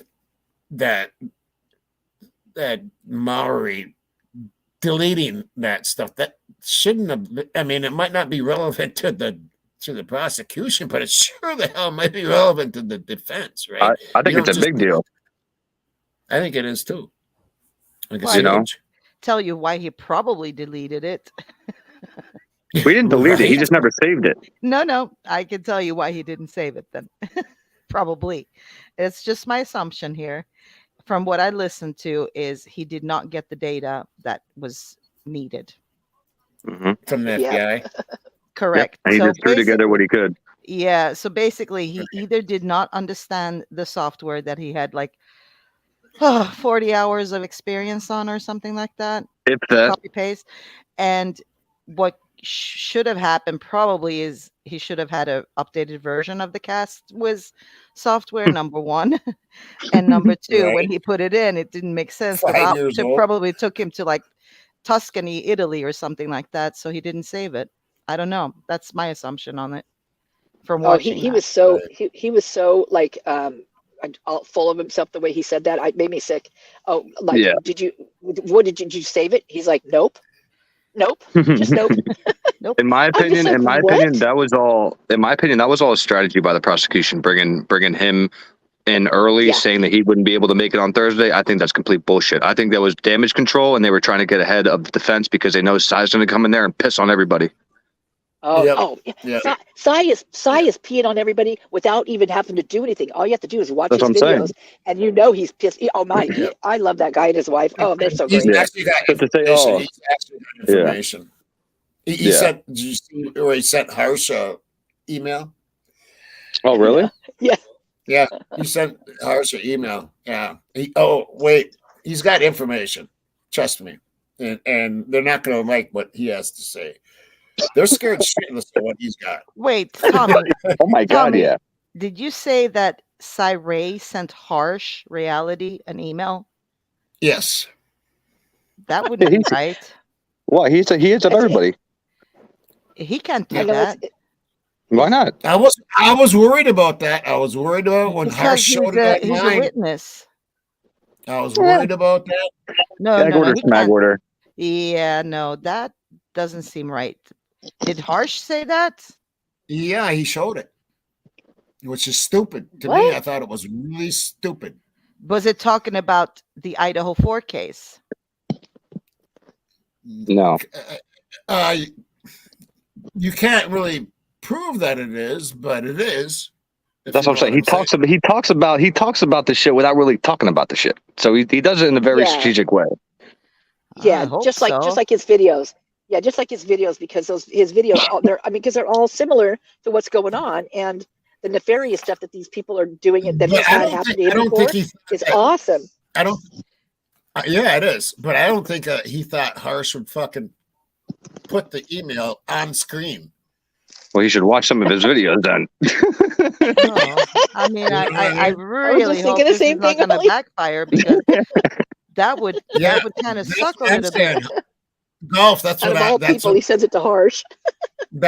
I know. I was like, oh my God, is this going to backfire? No. Well, that makes sense because Harsh does get everything from everybody else. So, right? Oh, okay. Hold on. Twizzle says, I don't think it's an email. It's a comment on his Facebook or something like that on his channel. Oh, yeah. It was just a comment. Oh, I commented on one of the things I did too. Have you guys Kicking It with Carrie, where he tells the story about his wife, a story from her past, and one of them was about his ice cream cone and about this guy she pulled over. It was hilarious, and he had a hold of the ice cream cone, and she kept going, "It's gonna drip, it's gonna drip." And so they were called, but the show was called Kicking It with Carrie, and I said it should have been called Licking It with Carrie because she told him to lick his hand. Oh my God. He commented back, it was pretty funny, or she did. One of them did. Yeah. I love their stories. He's pretty cool. Like I said, when he speaks, like, you listen. So like, Bill, I don't know what Bill thinks he's going to try to do and try to like discredit him, but it ain't going to work. Well, they did the same thing with Brett with Payne. They did that for a reason. You know, it's like, you know, if they can't get away with what they're doing now, they can blame it on somebody that doesn't know what the hell they're doing, right? That's how I feel about that. It's like, yeah, and then it just absolutely blows. It literally blows my fucking mind that Bill had the balls to say, Your Honor, we gave everything to the defense. Yet he knew damn well that the stuff that dude turned over to Ann that day of the hearing, whatever it was not turned over yet. Yet he had the audacity to stand up there and tell the judge they handed everything over. Really, dude? Yeah, and that they had it the whole time. I mean, maybe if they did just literally gotten it that day from them, but that's not the case. They had it the whole time. They just didn't look, you know. Wow. They just didn't want to hand it over because it looks bad. But guess what? I don't care if it looks bad. Evidence is evidence. Yeah. Yeah, evidence is evidence. So hand it over. Yeah. They're going to be can't awfully pick and chased choose. for a very long time with their tail between their legs. Hopefully they might have to trim down those hairs on the tail because. Well, again, the smart and right thing to do, they can't. See, that's the thing. The smart and right thing to do, they literally can't do. Like, they can't let Brian go and try to figure out who else did this because they already knocked everything down and screwed everything up. So they're stuck between a rock and a hard place. Exactly. That's what I've been saying is that they let it go too far. Now they just can't. They can't save face. They don't want to save face, and that's the bad part right there. Exactly, Yeah, Tommy. and That's what's well, going and to maybe happen. That's exactly what's going to happen. seriously, it might be something they planned in. If knowing who it did it, and if it's revolved around what the university and all that, maybe that was the way it was supposed to go in their eyes. Because Yeah, and in my opinion, if Brian gets off right and there's no justice for the families, yes, all of us on here will be outraged. Okay, maybe on the news will be a little outraged, but I'm telling you right now, I think this is all this time passing, in my opinion, is all just to get that town to forget about what happened. And even if Brian walks, so what? So what? It was 2-3 years ago. It never happened. Exactly. The Well, house it's not is going to happen. Just gone. like the Kylie Rodney case, it's not let go. It's that Exactly. because this is something that can happen to any one of us, and that's why these people out there that are saying, "Oh, he's guilty, he's guilty." Well, oh my God, how would they feel if that was them put up in a situation like that when they knew damn well they weren't guilty, and literally there's nothing you could do. Your hands are tied. You got these good old boys, and they're all on the same. They would. They'd be begging other people to. Yeah. Well, They'd be begging everybody to think they were innocent. That's what they would be doing. He could be guilty, but according to the PCA in their investigation, it's not happening. Like that's not happening. And that's a lesson on them because they should have done it better if he's guilty, as they believe he is. So Well, that's why I find it laughable that anybody even has an inkling of thought that he might have purchased this on the internet. He has a degree, I believe, or he teaches whatever cloud-based forensics. So why would you think the last thing he's going to do is screw up and order something off the internet where it's going to be able to be traced just like that? Come on, Just like he's going to go to a night show or he wouldn't use his car. He would, many things. I mean, it's just stupid. I mean, this guy is like, if he was in a room and everybody in here right now, everybody here, what is there, like 200 and some, 200 people, he'd be the smartest one. I think we might overestimate him in a couple of places, but I have to say, if this guy is guilty and he's seeing what they have on him, he must be laughing. That's all I'm saying. Because to be honest with you, he knows he wouldn't make those mistakes. He knows that. Yeah. Right. Studying what he's studying. Now, I don't think he's a genius per se, but anyway, sorry. Yeah, what is this video about, Tommy, by the way? Yeah, let's get back to the video. I've been looking for. I looked for months ago. So on November 19th of 2023, I did this video, Pullman and Moscow highway roadway cameras. It's 13 minutes and 36 seconds long. You can go back and watch if you'd like. I will not play it now. There were some familiar intersections and some areas or regions depicted in the camera imaging that would be prominent in the case. Okay, so like 95 and 8, where the gas station is, where the single-plated white sedan was speeding by at about 3:45 a.m. And some of the intersections along Pullman Road,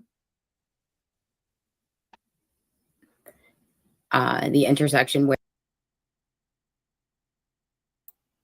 I hate to keep stopping this, but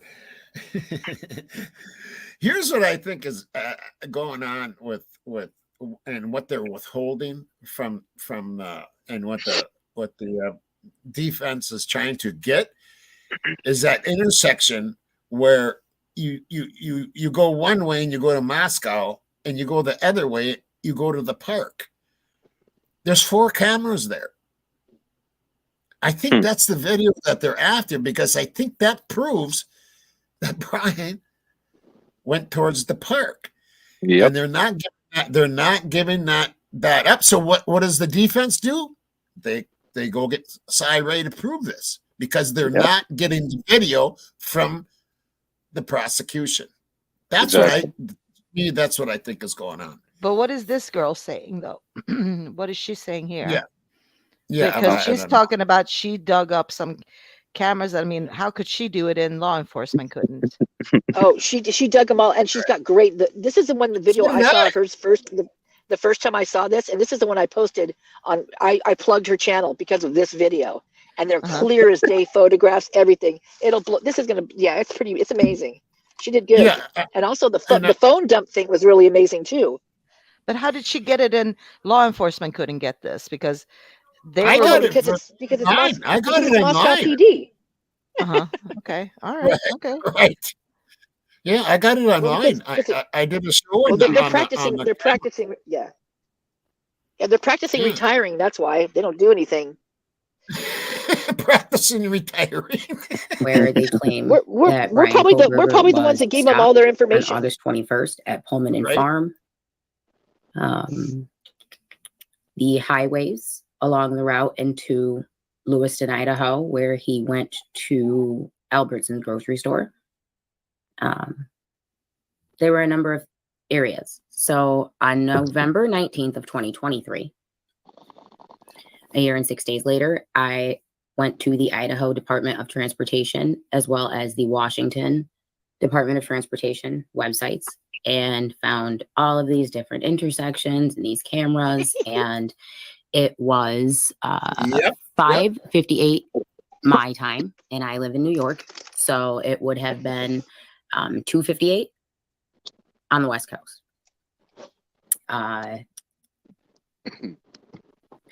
And I do have imaging from night.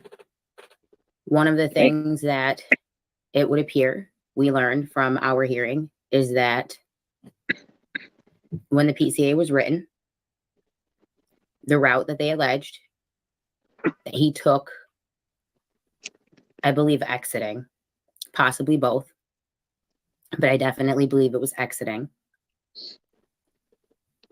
They later went back and looked for his vehicle at those intersections. And they did this on windy.com. And that would be the screenshots that Lawrence Mowry says he deleted or reset or whatever because they were irrelevant, which means the car wasn't there.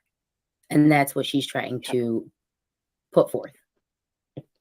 The route you said he took in your PCA,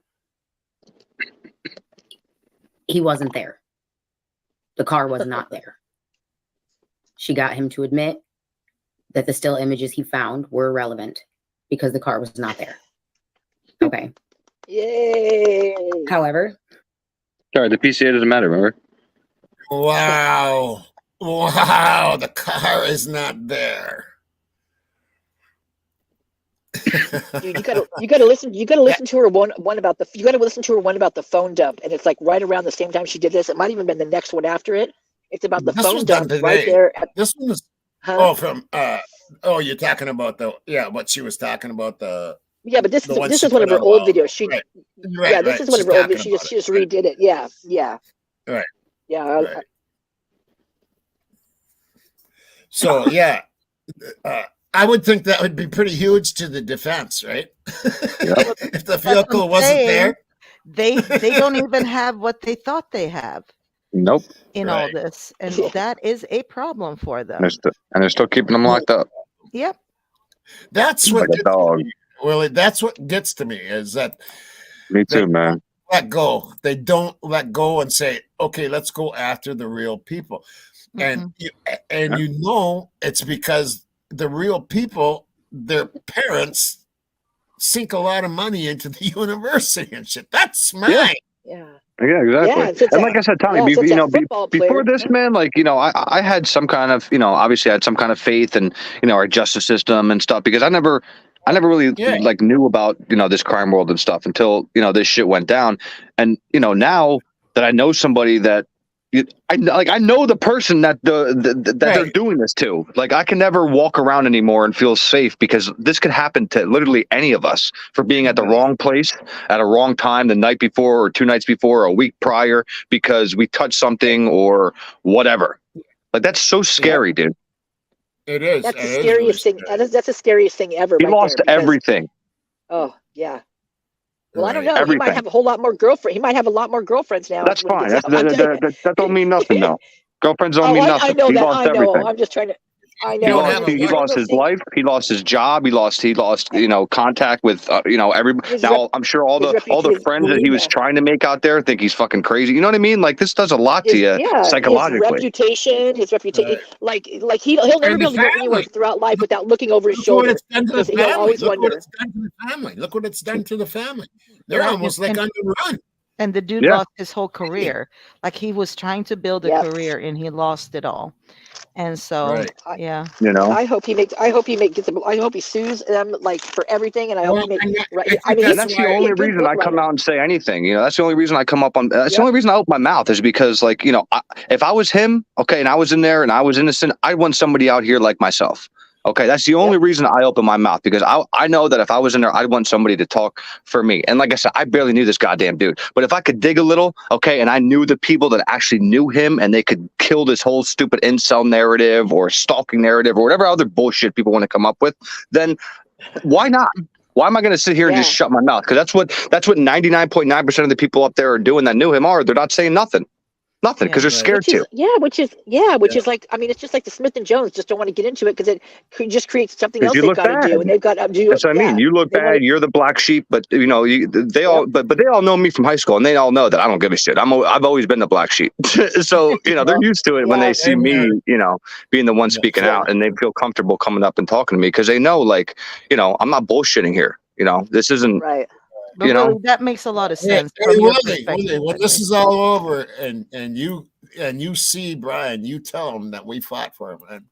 Oh yeah, well I'm trying. Well, me and Twiz been talking. I'm trying to get Twiz to, try to get something to maybe Ann to get to Brian, or maybe I'll try to like send him a letter or something, just to kind of let him know, like, hey man. I sent him one. Did you? Like. Did it get to him? You did? Can you just write him a letter? Yeah, you can write him a letter. Of course you can send him. They're gonna I'll have to have to give it look. to him. There's a certain things you have to say on there, but I got his number and all that stuff, and I did because like just a little thing, man, like just having a name in a letter that because I've been in the and I've only been in there a month, dude, and like to me, if I got a letter from somebody that I knew on the outside, it'd be like the end of the world. So I couldn't imagine a year and a half going on 2 years, and you get a letter from somebody and see names that and I can tell them that Rich came out and talked about you. I spoke to Kayla, so-and-so came out and spoke, so you have some kind of support out here, man, so he doesn't feel alone, That's a huge thing. You know what? And get us all to sign it digitally or something. You know what I'm saying? Well, that's what I mean. He probably feels like he has nobody, he thinks everybody thinks he's guilty. Well, no, I think his family does I've never thought he communicate was with him, guilty. and well, I mean, they might tell him That's like what it was about. you have support online too. Because I had that law firm. Yeah, but that's only if they watch YouTube. You gotta understand. They do. Not everybody knows about this world. I think they do by now. Come on, that's true. I think my parents don't, like, my whole family doesn't know about YouTube, all this. They watch the freaking CNN or Fox. If you were accused of a crime, that would be different. Of course. That would be different. But I'm talking about the public. I'm talking about No, but his family would know about people it. that knew him from school and stuff like that. People that he thinks that probably think he's a monster, and he could read a letter that say, hey, this person, that person, this person, this person have come out and said, that you were this. It might make him feel just a tad better. And hey, that's better than not saying nothing. So, I don't know. Oh yeah. I got people around me that like literally right around me that I talk to about this, and they still they'll try to spin the narrative of like, they do have this, and I'm just thinking, God dang, you guys, man, I'm like, especially after all I've been doing and everything I talk about, and they're still it's like they're just stuck in this world, and I'm just like, wow. Like I said, like I always tell them, boy, you don't ever go through Idaho. Don't ever go through Idaho because you might, Oh, Willie, can I ask Willie a question? I'm just saying, like, if you took me out of society right now for a month, right, and I got a letter from, say, you, Tommy, or you, Golf, it'd be like fucking the end of the world for me. Yeah. Like you don't understand. I can send you a letter, Willie. You don't well, I'm just saying. I'm just saying the point. I'm just saying the point of it. Like, just those small little things. Like for somebody locked up in a cage could, change their whole outlook or demeanor on their situation. You know, Well, a letter even right now, just not even being in something like that is awesome. Can you imagine that? I mean, because people exactly. don't do Yeah, that anymore. That's so great. Yeah, send Yeah. send a letter to him. Send a letter to him. I'll try to get that information to you, Willie. Okay, yeah, I need the address and stuff because that's the only thing. Right. I don't really. I'll get you that information. Willie, I have a question. What did you want to ask me? It'd be cool like if you told say this is everybody, there's many people and start naming creators and naming. Well, I just don't want to like get us all in trouble, you know. So I don't know like what I can and can't say in the letter. I don't always care. in trouble anyway. No big deal. I don't. Hey, if you don't care, okay, yeah. I just don't know if they're like, combing through his shit and then following the people that I don't know. I don't know what lengths they're going to as far as. I mean, they read through his letters. I'm sure. I'm sure they read them. Read them. They do. Yeah, and I'm sure he won't like talk about the case and stuff, but just to talk about how he's feeling and what he's doing, and just to get any kind of reply would be cool. I don't know if he will reply, but just to get something would be kind of neat. Yeah, I don't know if he can reply. I think but that's what I mean. I don't know. Yeah. I think there's only certain people he can reach out to, which would be his family. I doubt that they allow him to reach out to anybody. Just as an even if he drew me like a smiley face, I'd be like, hey, look, we got a smiley face, guys. Like anything, something. Oh, whoa, not a smiley face. Yeah, but an MPD would say he's a smiley face. Oh, I didn't know that was. Listen, everything's linked to something for this shit today, so I don't know. I know. I'm just in one of those. I'm in one of those moods today. I gotta pop off. I just feel like that for some reason. What did you want to ask me? Okay, so Tommy, remember we spoke when you had before or after you had Daniel on?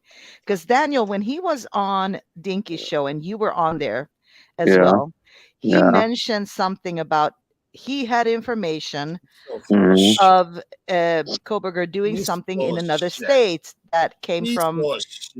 I just want to. He stated for certainty about Brian when he was a security guard that he stalked women, and he basically like said that he had an inside source and confirmed it. But unfortunately for him, we went online and saw that along with Brian, there was 16 other individuals let go at the same time, including the old football coach from back when I was in school. So Brian didn't stalk nobody when he was a security guard or get in any trouble that got him fired. Brian was let go with 16 other people. Yeah. Okay, so he also saved someone too, right? He also went and got, I believe, the defibrillator or something like that but it wasn't actually the guy I believe the guy who actually performed, like who was there, was an African American guy, if I remember the article. But Brian was like part of the and like for somebody who like is infatuated with death and all this kind of stuff that they're saying he's a cold person, like you figure he would like take a lollygag and like let this guy die so you could see what like a dead body looks like, not want to save somebody's life and then turn into a cold-blooded killing for no reason. Wringing his hands and licking his lips, man. No, that's not. I mean, come on. So my question is so weird. Yeah. My question is because he did say that I can't mention what it was, or I can't mention, and I had to turn it off because it got late for me and I didn't follow that whole conversation. So Daniel straight up said that it had to do with a stalking incident. Is that what he said? But he also said that he's got inside info. You know what? Anybody can. Okay, guess what, guys? Hey, I got inside information, man. Yeah. Well, unfortunately, but also unfortunately for him, but unfortunately for him, I graduated with a girl that was also a security guard while the time Brian worked there as well. So again, he wants to say he has all these inside sources because he's speaking to Steve G or somebody. I know that people from the freaking Poconos everywhere. Okay, so like for him to come on and like insult my intelligence like that and to say, "Oh, Brian was this and be in Pleasant Valley," like I wouldn't hear about that shit. Come on, man. Yeah, and then all of a sudden it's debunked 2 minutes after he gets off the live. I just can't stand that. That's the one thing I can't stand is when people are putting out misinformation and there's so many people watching them that then take in that information and then go around and spew that information everywhere. It does so much harm. He has no idea. I see that pin post, and that raises an eyebrow for me because that's under gag order. So if Right. he states And that, I think he's lying though, Golf. I think he's well, fucking no, but full of shit. that you can't state those things on a public forum. I mean, Right. that's wrong. Right. And he's, but I think he's fucking full of shit. That's what I mean, what Click, if click, he click, has click. that? Yeah, But what if he has that though? I That's couldn't not even watch right. that because of him. Yeah. I got photos of him inside the house. Let's give him the benefit of the And, doubt. Let's and say he's got I it. showed it to Rory, and Rory said, "Don't post those." No. That I think I know where you Wow. got that. That was from a quote That unquote was a video. long time ago. Long. Yeah, I know, but that was a Well, I'm not gonna lie. Like we spoke for what 4 or 5 hours or some shit. Daniel was over, on the panel we were talking, and like just to watch him gradually kind of evolve over this time, and to see how he acted the other night, with you, Tommy, was just it was sad, man.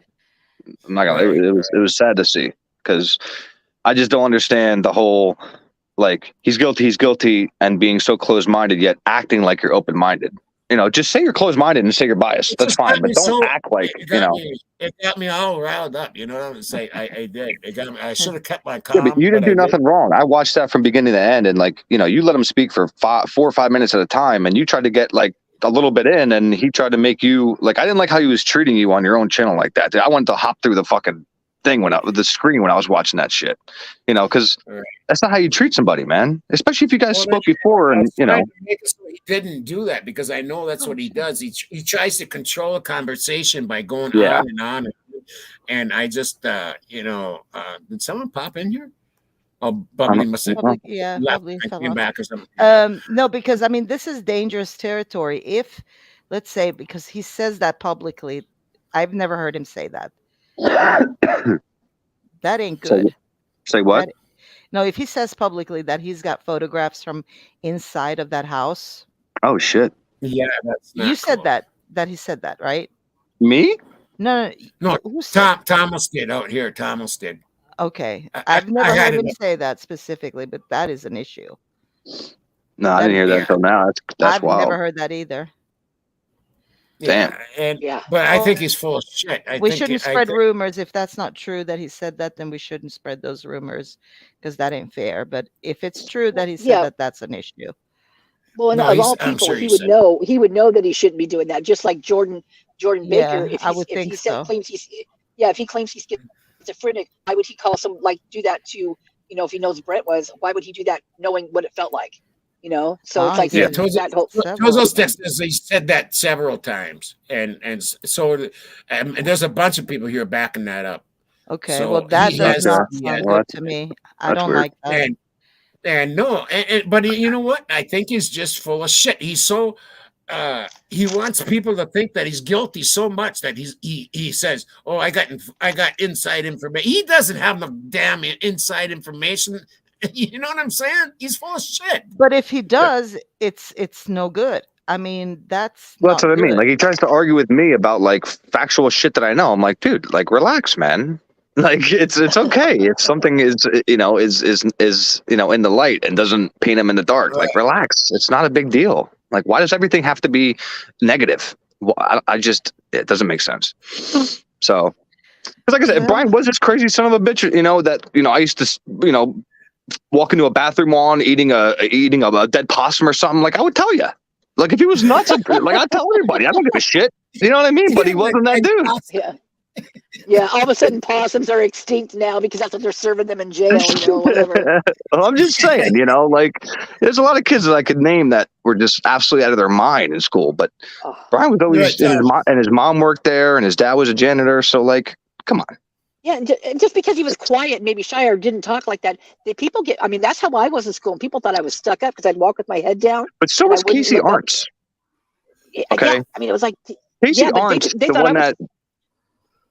Yeah, but but remember Casey Arntz, the one that they interviewed, the one that there's a photo of Brian and her at like the was it prom or something like that, whatever.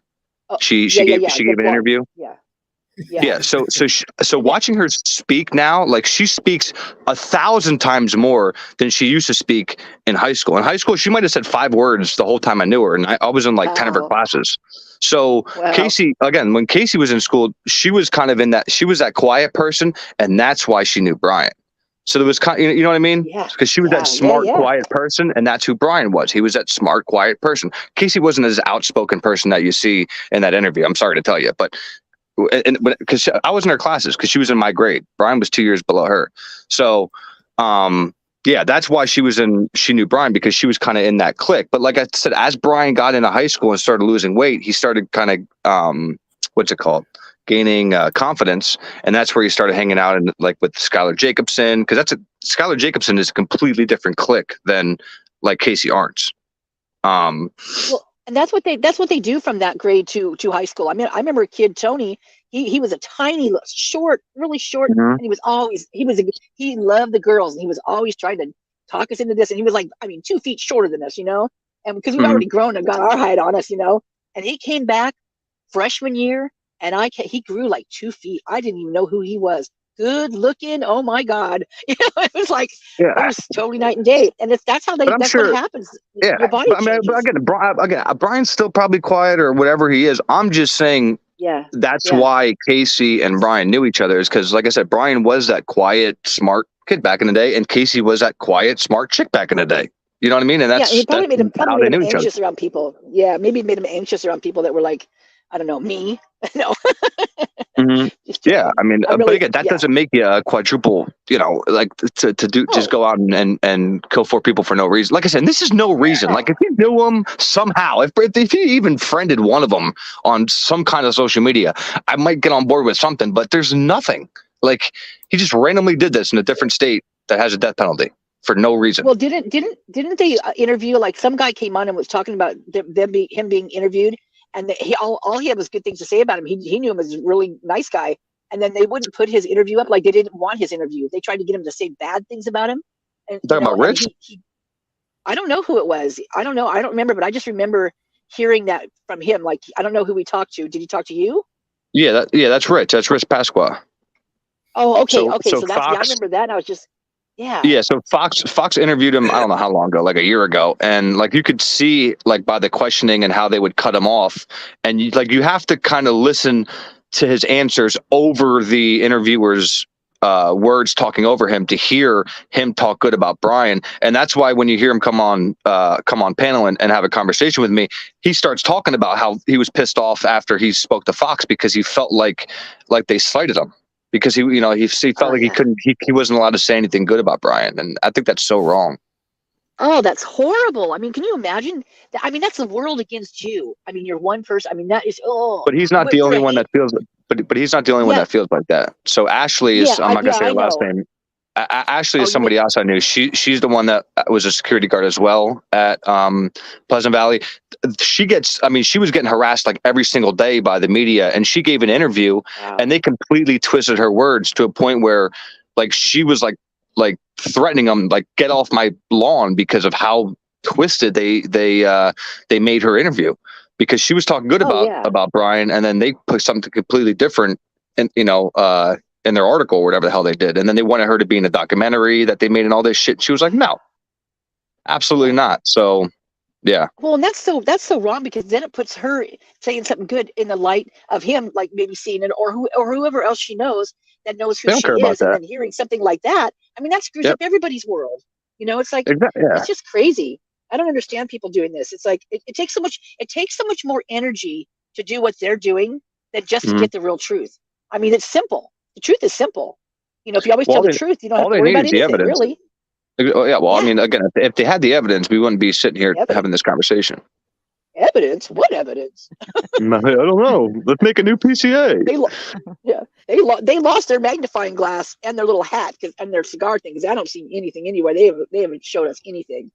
It's nuts. I mean, it makes me sick to my stomach that they're still doing this, and that people are still thinking this way. I mean, God, people are so stuck. It's crazy.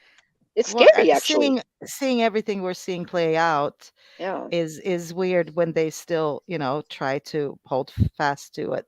Sorry, I got quiet there because I cannot melt that Daniel thing. I'm sorry. That to me is a really big deal. I don't know if anybody else don't think so, I but to agree. me that's a big No, deal. yeah, I think that's I super, agree. super wrong. Hi, Dinky, by the way. Is Hiya. Dinky up here? Hey, Dinky. He's in the chat, I think. Oh shit! What's up, Dink? I thought he was up on the panel.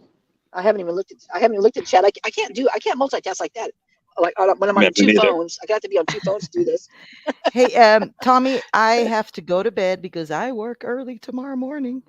But thank you so much for having me on your panel. And guys, Willie, Bubbly, so good to see you and talk to you guys. You as well. Good to have you Oh, on you your golf too. dad. You always give a good You're always good opinions. yeah, And, yeah. Thank you. yeah. I appreciate that. I like you. I Have a like good you. night, everybody. Yep. You Good too, night. girl. See Take you. Good night. Love Bye. you, girl. Good Love Yeah. ya. night. Bye. Yeah, I like her. And Chukilla golf and Dinky, if you want to jump up, just hit I sent the link out there. The Dinkster. The Dinkster. And Twiz, if you want to jump up, Yeah. you can jump up too. I can get up to 10. So Twizzle. Dang. But yeah, like me and Dinky spoke today. Like I said, I don't know, 4 or 5 hours and shit. And like, it was tough, but we got through it. But like I said, the way he was acting when he came up on your channel, it was to watch him evolve from how he was to now. Again, it's hurting him having contact with the family like that because it's making him very, very, very biased. right.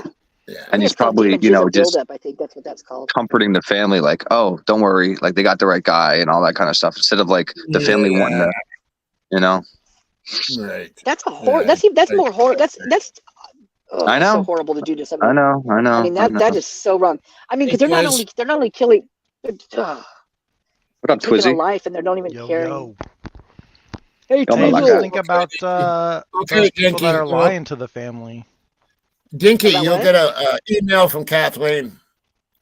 We got to set up a time to have you on. So watch for email from Kathleen. I think she sent you one, Willie. I do believe. For me? And yeah, I think You she mean has. Dinky? Either that or she got the wrong name. Somebody sent me one, and they were like, "How is this Twizzle?" And I was like, "No, this is Willie." And I was mad. I was like, "Ask Dinky for Twizzle's email." I was like, "Ask Dinky for Twizzle's email." I miss those Kathleen. I was just joking now. Oh, that was great. Oh man. Yeah, it'd be good to set up a night where you guys come on, though. We could have some fun up there. Hell yeah, man. You should come over to Dinky sometime. Yeah, I'll do that. Yeah. Malaka, you gotta turn your mic up. I just Killa, checked. Are you there, girl? I just checked. There you It's go. up as far as I can go. Hello. Okay. Hello. Yeah, hey, Killa, how you doing, girl? Hey, Akila. I'm doing good. How are you? How are you all? Sorry, I just pulled over to drive in. That was a good video. That was today you put that out, right? That was a good video Like too. that short one where it's just showing how regular stuff. Yeah, like 7 minutes long or something like that. Yeah. The last two I've liked.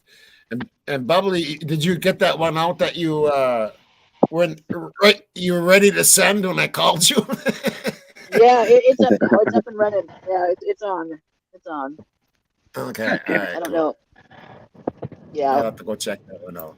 Okay. Well, the thing with that one too is it just kind of the way that everything happened, like with the Jordan and him naming Samar, and then as Amway, and we know he's EcoShield and all that stuff. It connected so many things that when I was making the video, I was like, wait a minute. So I had to go stop and go get pictures and overlays, and it's just like one thing after another. And but so it's got body cam on it. It's got a little of everything. Yeah. I was going to ask you guys too what you thought about that. Hearing? No, the what do you call it? The port being 25 miles away, and that's a major fucking port. That goes international. Yeah, from Lewiston. I just saw that on the map earlier today. Yeah, I wonder if that doesn't have something to do with what's going on over there. Well, that's where Bill wants to travel. Remember, nobody knows about this over there in Lewiston, right? That's a major whatever. fucking port. Yeah. I didn't realize that the port was that close to Moscow. That's 25 miles away. It's pretty far inland, but they can get up there through the through the that river. channel. Yep, those great big barges. Who knows what's going on? What's crazy? And I'm not going to say any names because I don't want this video taken down. Bubba, you had a video taken down on Mr. Jordan, right? I got him that one and Joshua Couch, one right after the other, man. Jesus. They took it down. One right after the other, man. I don't even know if anybody even saw the Joshua Couch one. And I don't know if you guys know this, but Rebecca Couch, a couple years ago, she ran a program at the university for sorority, three free rides a month for sorority girls. But they had to drop it because they couldn't find drivers for it. So you know all the players in the game, huh?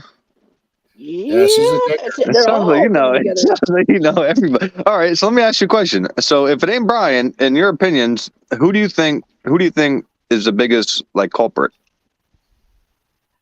I think it's the sororities and the frats. I believe that there's a higher up that's leading them down this path, which I don't know if we'll ever know, or even I will never know who it is. Period. I don't think.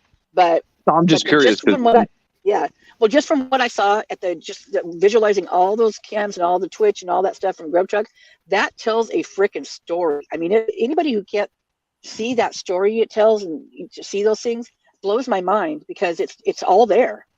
I mean, mean girls and jealous guys and you know this and that, and people using their house when they're not there and then lying about not knowing who they are when they know who they are. I mean, Bethany answering the door and lying that she doesn't, she's going to get someone that lives there. Well, she lives there. Things like that. It just blows my mind. Like an Emma walking out of there. That was Emma, hands down Emma. You could hear her name being called. You could hear her last name Bailey being called. Yeah, and all the things, the connections, even Grub Truck. People don't think that's her. That's her. She's wearing the same pants. So I'm curious then. Since you know all the names of the people in the videos, are you talking about the Grub Truck video or the Linda Lane footage? The Grub Truck or the Linda Lane with hearing them, yeah.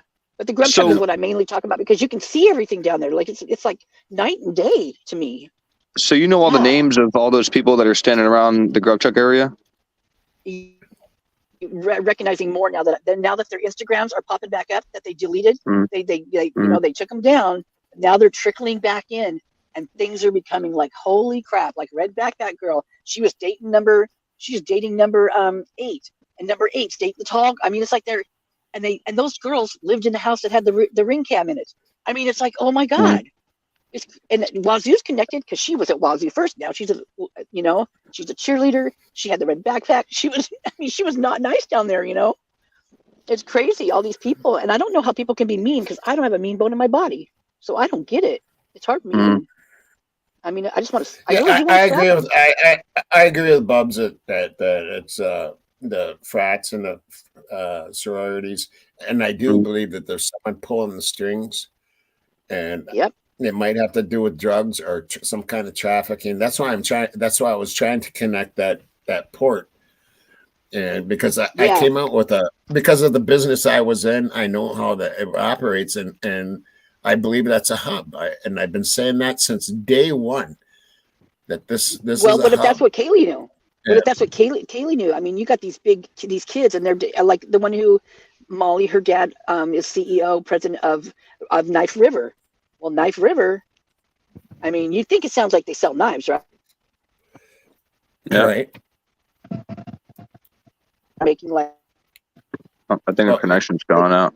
Cement and all kind of stuff for building. Well, if you look at the history, and if you look at the history of Idaho, but I mean, look at the history of Idaho. Where's all that rock that they had to dig out of there that was all lead, contaminated and all that stuff? Where'd that stuff go? And where are they getting all that fresh, good rock?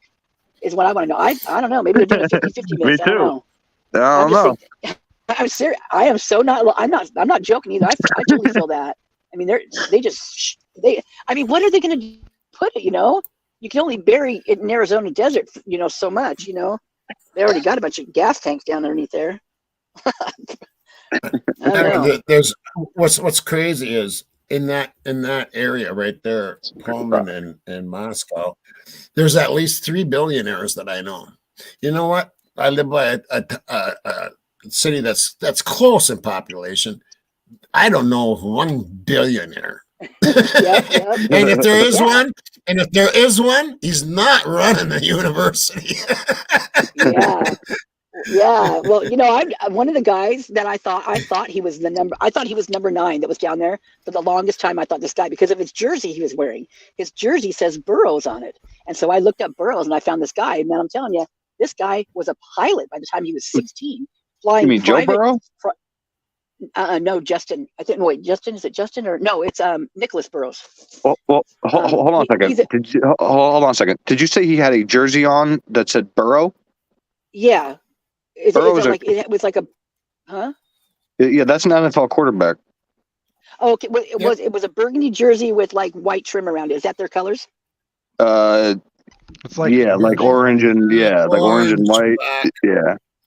Okay, well, see, and I think they did this because there's a thing that they do there when at the universities, in particular those two. I've read the stories where if one of them loses, the other team has to wear their jerseys, and so so way to really confuse us. You know what I mean? When we're not trying to. Unless it was like his college or pro jersey, because it's either going to be I believe yellow and purple or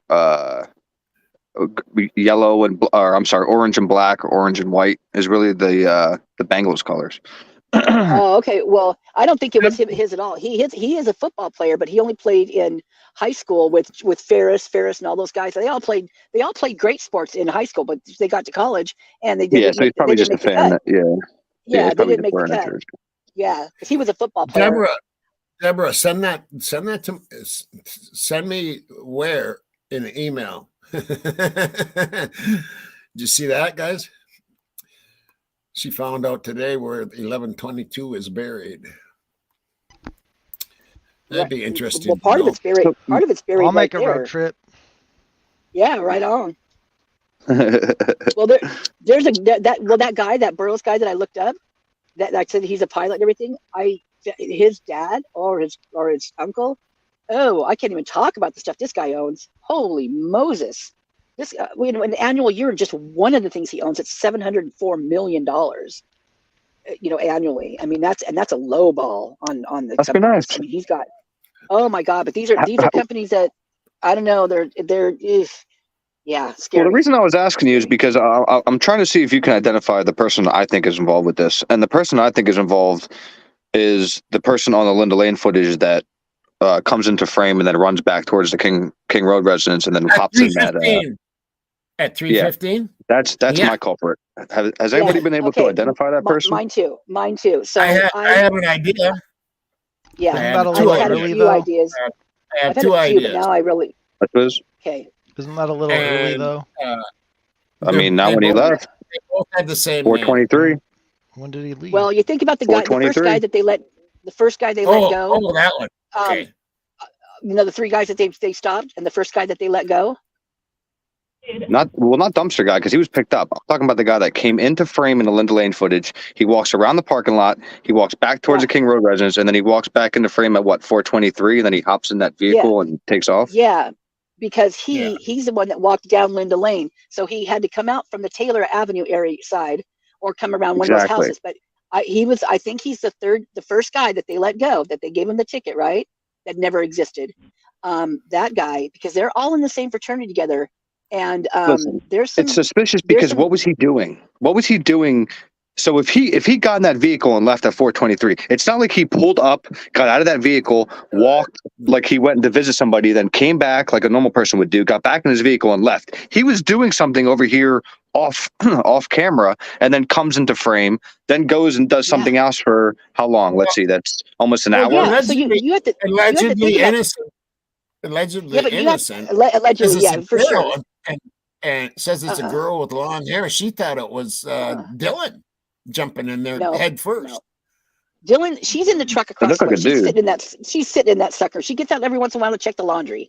That's that slamming lid you hear. That's a washing machine lid. That spinning shit stuff. That's the washing machine going.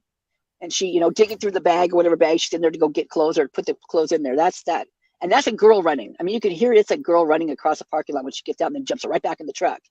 And Well, who is it? and Who's the dude that I'm saying? You're talking about the black SUV, right? no, it's not a black. She's got a brand new Wrangler Jeep, like one of those Right. Jeeps. But yeah, I think no, Willie. I'm talking to Willie. You're talking about. I'm a little yeah, lost. but you guys are still talking about the 315 guy. I want to finish that one because no. Yeah, I think that's who was involved. Is that 315 guy? That's who I think. I mean, this guy literally ran. Like he was doing something off camera. So which means his if that was his car was sitting in a parking lot while he's doing some shit off camera, and then comes into frame, then towards where 4 people were killed, then back into frame and hops in a vehicle and takes off. And that dude's not suspicious at 4:23. Right. Yeah. That's What time did Brian supposedly speed off? 4:20. I've been screaming and hollering that you guys, forever. That guy is also there at 5:05. At 5:05 by the dumpster when somebody picks him up. No. Well, hold He's on. also there. Hold on. He leaves at 4:23. What do you mean 5:05? The 5:05 footage that a lot of people haven't even seen. On But this person left in the vehicle on the other Linda Lane. Well, yeah, I saw that guy, but that guy got picked up. Okay, yeah, that's not the same. The guy that came and jumped in the truck and then they pulled out in that like that very loud vehicle. That's what I'm talking about. 425. Okay, so I don't think that's the same guy.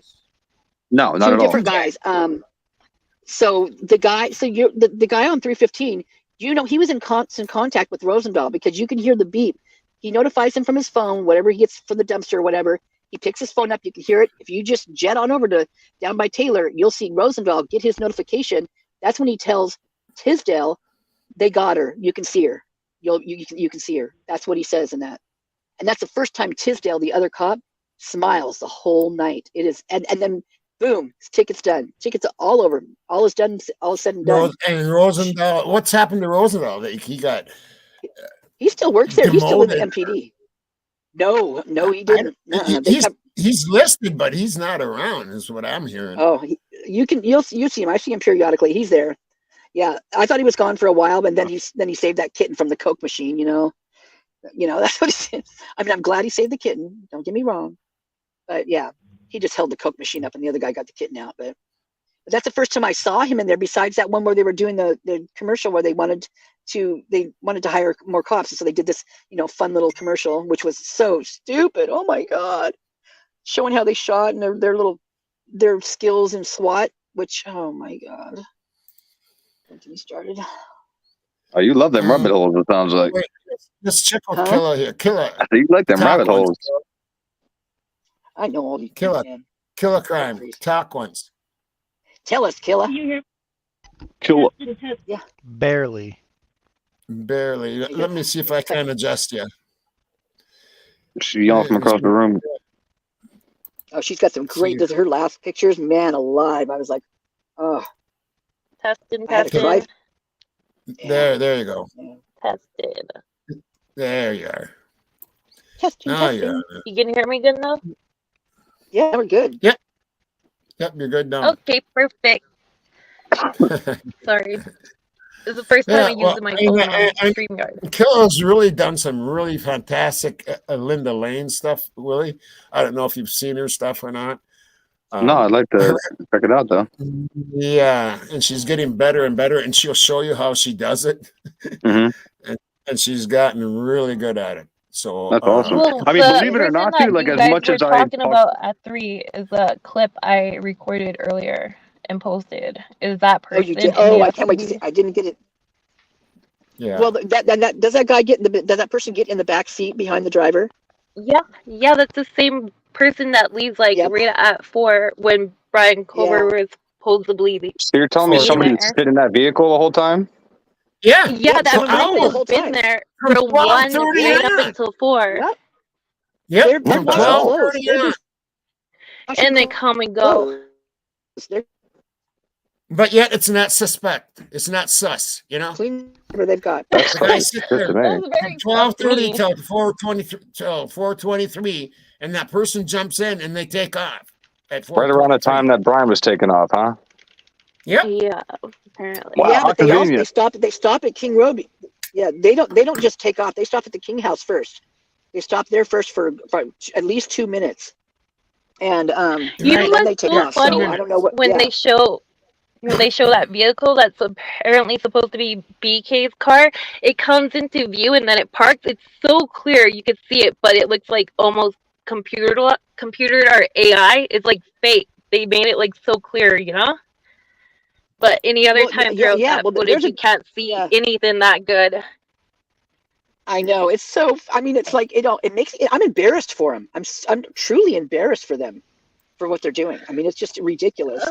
Well, From they're just Bosco so PD. brazen. They're What do you mean? brazen. If you put an overlay on it, it's a 2013 or 2015 Elantra. Don't you There's know? also there's also a charger involved in there somewhere along the It's like lines. just the way they made it look like so clear out of all the vehicles throughout that whole footage. It like comes into clear. It's just like I don't know, just the way it looks. You can't even so be fake. certain what color that car is. It could be I think what she's trying to say. I think It's tan. fake what she's though. trying to It's say is that obviously they messed fake. with the footage. Like Yeah. they wanted to put that's that the there. cop They car. wanted people to see that. That's the cop car. Oh, you know what I want you to do, True Killers? That one time when it's around 4, there's it That's why happens they about 3 changed the different. time frame, is because of that There's unmarked yeah, cruiser. but there's 3 different times where someone gets a notification and you can hear them talk, and one of them, when he gets his notification, you can hear him say, "Help me," and then you can hear like the cop car pull in. You can hear the 2 beeps, and then you don't see him. And I think it's in the field down where that one truck was parked. It's a 420 something. After that one leaves. The other night, I swear to God, I had X-ray vision. I don't know how I saw everything I did. At Scared 4? the living crap 4 out of a.m.? me. Yes, after 4, after that vehicle leaves, there's 2 vehicles down there, and one of them pulls up and faces the SUVs under the carport, right? So the headlights are facing like almost touching. Backs up, and there's people. There's another 2 vehicles down there. They're doing something. It looks like it's an ambulance. It's what it looks like to me. One of them. Well, it's what And, that blinking There is a cop car or an ambulance because Killer Crown caught the flashing at Linda Lane. right, right there down Linda Lane, where that. So right there, and so that's what's I mean, there's a truck that actually pulls in and parks with its back in to Linda Lane, so like they're loading something. You know, why else would they do that? You know, I mean, especially why would they want to face the camera? So they had to do it for another reason, that they needed to get something in the back of that truck is what it was. But there's that one person that has a notification. There's 3 different ones, and you can hear him, and he's hurt. You can tell he's hurt, and that might be the one that went to the hospital. So yeah, when he said "help me," that was scary. I thought that was Ethan at first, but I don't think it is now. I think it's someone on the law enforcement or someone not not those guys. So. Right. I wonder if Ann will get the hospital records. Oh, I think she's don't talked know. about like 2 people that went to the hospital, right? Right. Yeah.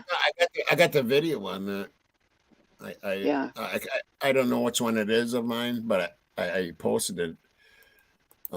It's been quite a while. You don't know who they are though. You don't know who they are, right? Yeah. Yeah, I don't know who they are. No, but I've heard rumors of who they are. Yeah. Well, this wasn't only happening right there. On the dumpster side of Linda Lane, there's that last apartment building, and they're busy right up in there. There's a black SUV and a black Jeep, and they are busy up in there. I mean, you can They see both have loads the of stuff in same that names. Same names, same first names. Oh, yeah. So is it Yeah, it's confirmed that they interesting. had a party on Friday, or is that just rumor? People are saying that it's a rumor, but not a party that they planned. So it was a get together, but not of the good kind. It was an ambush. So if they're going to call that a party, then I would hate to go to one of their parties. Well, that's why I'm asking, because like, you know, it only takes like a couple people to see something they like in a home and then want to go back to, you know, take something, and all of a sudden they run into a problem, you know? Right. Yeah. Right. That's why I'm asking. There's been a lot of people in the house. We can't cross that out either. Yeah. Do you guys remember in the beginning that Dylan is clearly involved? She has to be, because that house was so quiet in that night, and she invited Kaylee back, so she obviously knows something about all of this. Absolutely. I think she has part. Especially if that camera heard everything. Yeah. She has. It was She's said the that only she had one that that wrote in the affidavit or whatever statement. But I don't even think she wrote it. But cops are helping her cover it up. I don't think she used the word clad at all. I think that was. No, that's definitely. I think the cops wrote that statement, and they had Absolutely. to because they were there at 3 a.m. They were involved. They knew what was going on, especially hands that down, they unmarked car knew. and those two Yep. cops that were there that time frame. That's why they Yep. changed the time frame, And then we learned Kaylee's phone disconnected from the and that's network why at they 3 took a o'clock. picture of Kaylee's ID. I think Kaylee was like onto something, maybe trafficking or something. Well, remember, her phone disconnected at 3 o'clock in the morning from the network. Well, do you know that one? So Forensic Frenzy does a video on that, and there was a tower dump. There was a tower dump on 2 phones at about that time in the morning, over by the tower, by the water tower. I don't know how they get those things or how they. Yeah, but I was like, what? That's interesting, because who would be able to do a tower dump? It would know how to do that. Well, law enforcement, for one. I mean, a phone dump, not a tower dump. That'd be a lot of water. There's so many creators that have bits and pieces, and we have, if we all got together and sat down at a table, we could figure this shit out. Yeah, we could figure this shit right out. Oh yeah. Well, that new video I've got coming up, that Eco Shield and the San Diego, and with Samir, that all comes together on that video. It's scary, actually. I don't even know if I want to put it out. Put it out. Did Forensic Frenzy say in her video that she posted last that she let the parents know of like the information that she was coming up with? Okay, yeah. Did she mention something about that in her video? I didn't see that. I don't know. I didn't hear that at all. Okay. I don't know. I haven't seen her newest one. Just like I didn't watch. I was so busy today making those the one videos, she just trying to posted get those today. down my rabbit hole. Oh, yeah. I didn't see that whole thing. I've been nose deep in a big old rabbit hole all day, literally from 6 o'clock this morning. 6 o'clock this morning until Tommy texted me. Tommy called. Yeah. That's good old 12 hours, man. My nose deep in that stuff. I didn't even eat. Do you guys remember whose trash? Do you guys remember whose trash they didn't go through? Deep dive in. Supposedly their They didn't neighbor's go through trash. that dumpster right next to the house. Whose was it? It was just a dumpster next to the house, like right across the street. Right. No, in PA.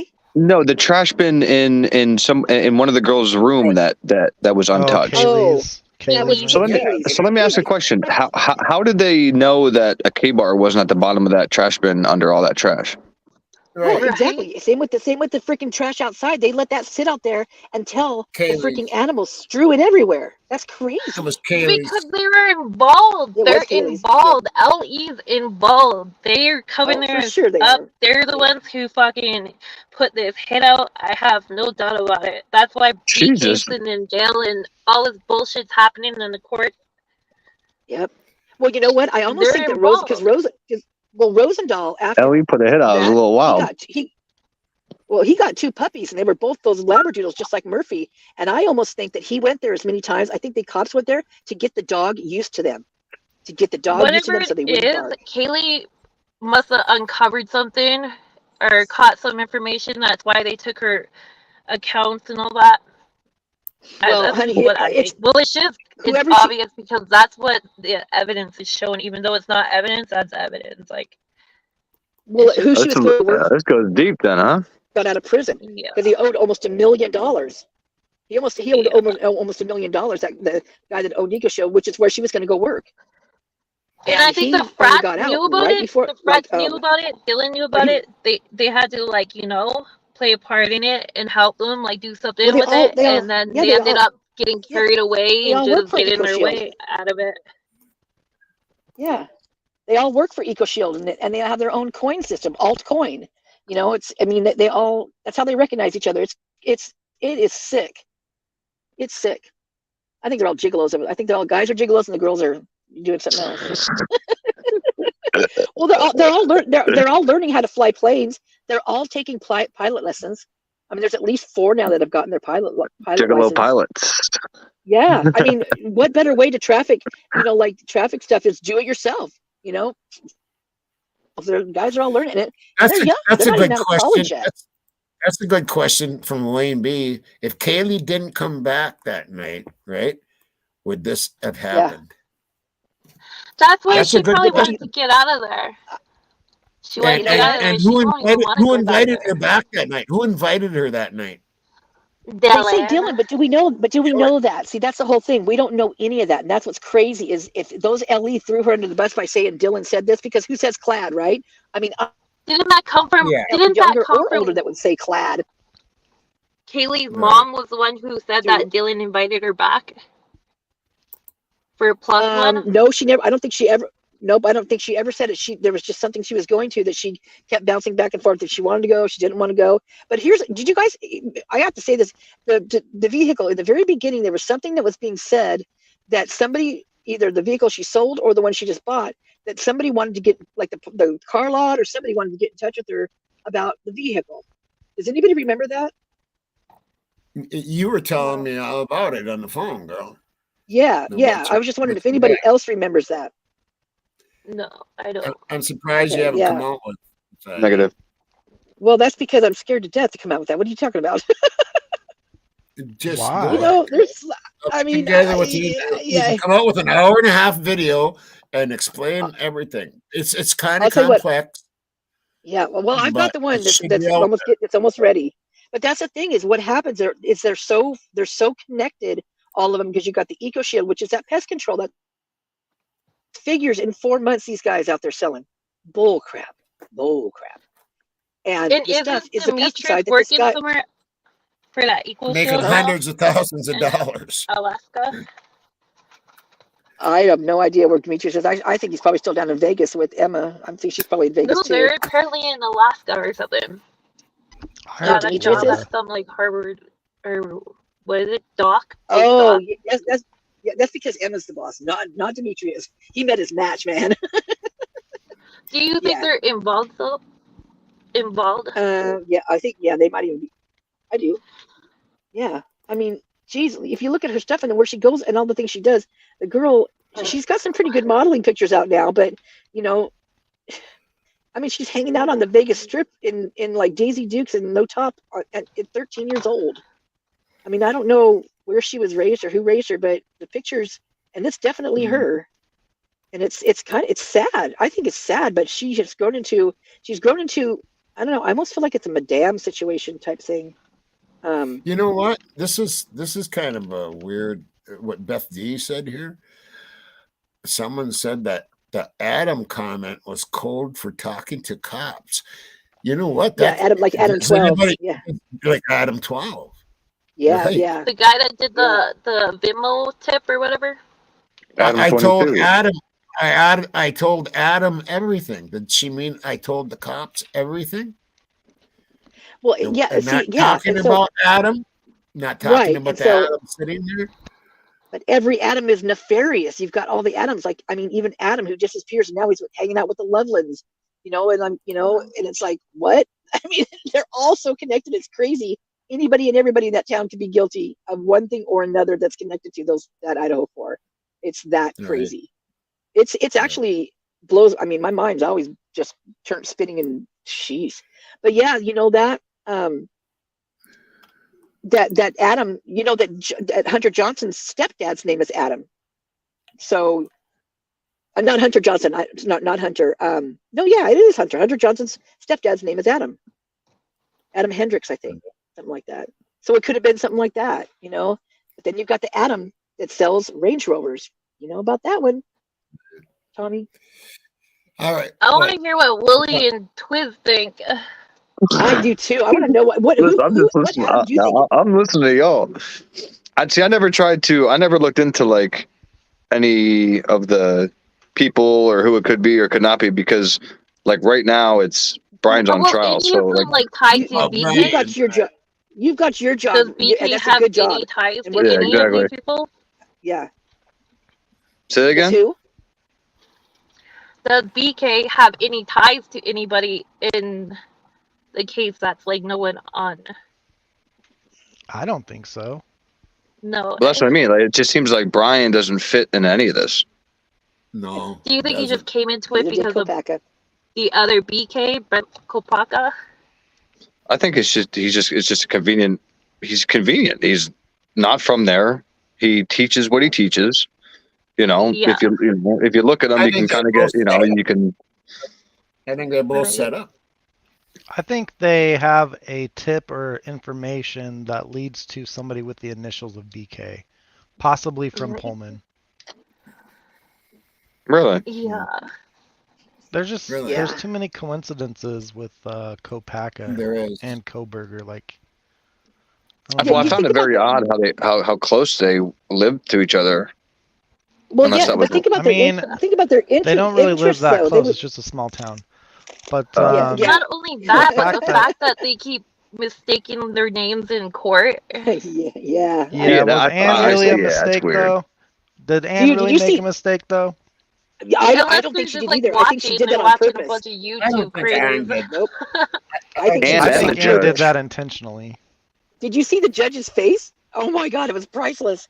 He puts Really? his hands down. He saw it. Oh yeah, I did. Yeah, he like when I covers saw his that, I made face. I made a video and I just kept replaying. I was like, Oh, wow. I I think heard she it did in the on hearing, and purpose. I was like, did I just hear that? I'm watching that Yep. one later. Right. Something has to be up with that Oh then. God, It's like she did that that was just to get torturous to back watch at the that thing. judge. I don't know. It's too close together of a time for a town where nothing really ever happens. Then all of a sudden you have two things like this yeah. back to back. I On don't the know. same day, Well, then you have Do you think that Brent they gets knew taken each out, other? and then Yeah, Brian gets that pulled he's over. hauling ass Oh, yeah, across I the think they- country. I think they knew each Do you other. think I that mean, look, they have the the same interests. One both BKs teaches know each criminology, other? one was in the service. Who? Nah, Which they ones? didn't. I doubt they knew each other. You don't think so? No. Who How would they have would met? hang out with like any? Well, because Yeah, Brian right doesn't. there at the Yeah, school. how would they have I mean, I met? don't. Yeah, I mean, it's so close right through there. I mean, whatever. Well, because Brent was, he was in the service. I mean, maybe he had interest. I mean, he had, Yeah, not but Brian wasn't. criminology, but he wasn't interested in criminology. No, Brian was in the service, so it wasn't like like they didn't meet at like a vet thing. Oh no, Brian no, obviously I don't didn't mean do that. like Yeah. the drugs, so Yeah. obviously they didn't meet from like a drug thing. So I'm just trying to figure out how they met is hard because Well, that's why they they really. ran into It each was other saying at it was like a saying that. local store. Well, they were walking saying Yeah, I around. mean, it's security guards. Like Brett did security and did some like janitorial or something like that. No one even knows this stuff, right? It's all hearsay. We don't know anything. Even the things we think we do, no, they're not true because we just find out with Nowry. None of that's true either. But but that's what I heard is that he was like a janitor or worked with some IT stuff because Brett's smart. Brett was smart. He just had a trouble with PTSD and shit. I mean, that's anybody can get messed up with that stuff. absolutely. As far as his neighbors Yeah. said, he didn't work. Who, Brett? Yeah. Oh, really? Huh? Well, yeah. I don't know. Maybe not. Maybe it was so bad and being around something like that, like the guys that allegedly he was rooming with, they're gamers. And what is that? What's that game? Call of Duty or whatever? I mean, I've got videos that they have on YouTube. That's the video I have up. I just put up. It's the guy. So the guy that they got out of the room, when they said that Brent was still in the room and they got the black guy out of there with the dog, the black and white dog. Mhm. Okay, well, his name on the police report is supposed to be Christian Yenna, but that guy tells the cop that his name is Gabriel, not Christian Yenna, and he looks nothing like Christian Yenna. Christian Yenna graduated from Pullman High School in 2021. That guy looks much older. Not only that, but that dog doesn't belong to him. That guy that had that's not his dog. In fact, that dog is looking like Heidi, which is a cop, Heidi Lambley, a female cop. The dog's looking at her like she owns him. Like, come on, Mom, what are you doing? Why are you leaving me with this guy? That guy doesn't own that dog because that's not Christian Yenna. And so why they use it? And they thanked him. Like Heidi thanked him. Well, thanks for what you did or whatever. He was a what do they call them? Crisis actors? I never even heard of those before till this thing. He definitely was one of those because they put him up to that. The whole body They put cam him is up to that. staged. Oh, in my the opinion. whole thing. Well, how about the mention of ROTC with the guy that's in there using his apartment? Yeah, that's wild. The fact that they left him in his apartment like that. Because what if Brian came out and started firing into that apartment and then hit that dude? Yeah. Like, come Or on, he had a bomb or something. right? And especially when the outside. He guy could've walks outside and there's not, you figure there's like SWAT out there and helicopters and all kinds of shit going on, and he walks outside and there's nobody out there. Like There's they're nobody out inside there. Nobody. walking in with Yeah. freaking ARs and shit, and they walk outside. There's no backup. There's nobody. What the hell? Yeah. Yeah, you get a Oh, and how sniper about shot him yeah? 40 yards away. Okay. Well, they planned on taking him out because what the one guy says in there, he says, "Can someone get on the horn and get me some phone numbers?" He says, "Because we're going to eventually need those numbers." I mean, what? That Yeah. right there told me everything I needed to know, and that was, I mean, I already knew it already, but that's getting late, a little bit later in.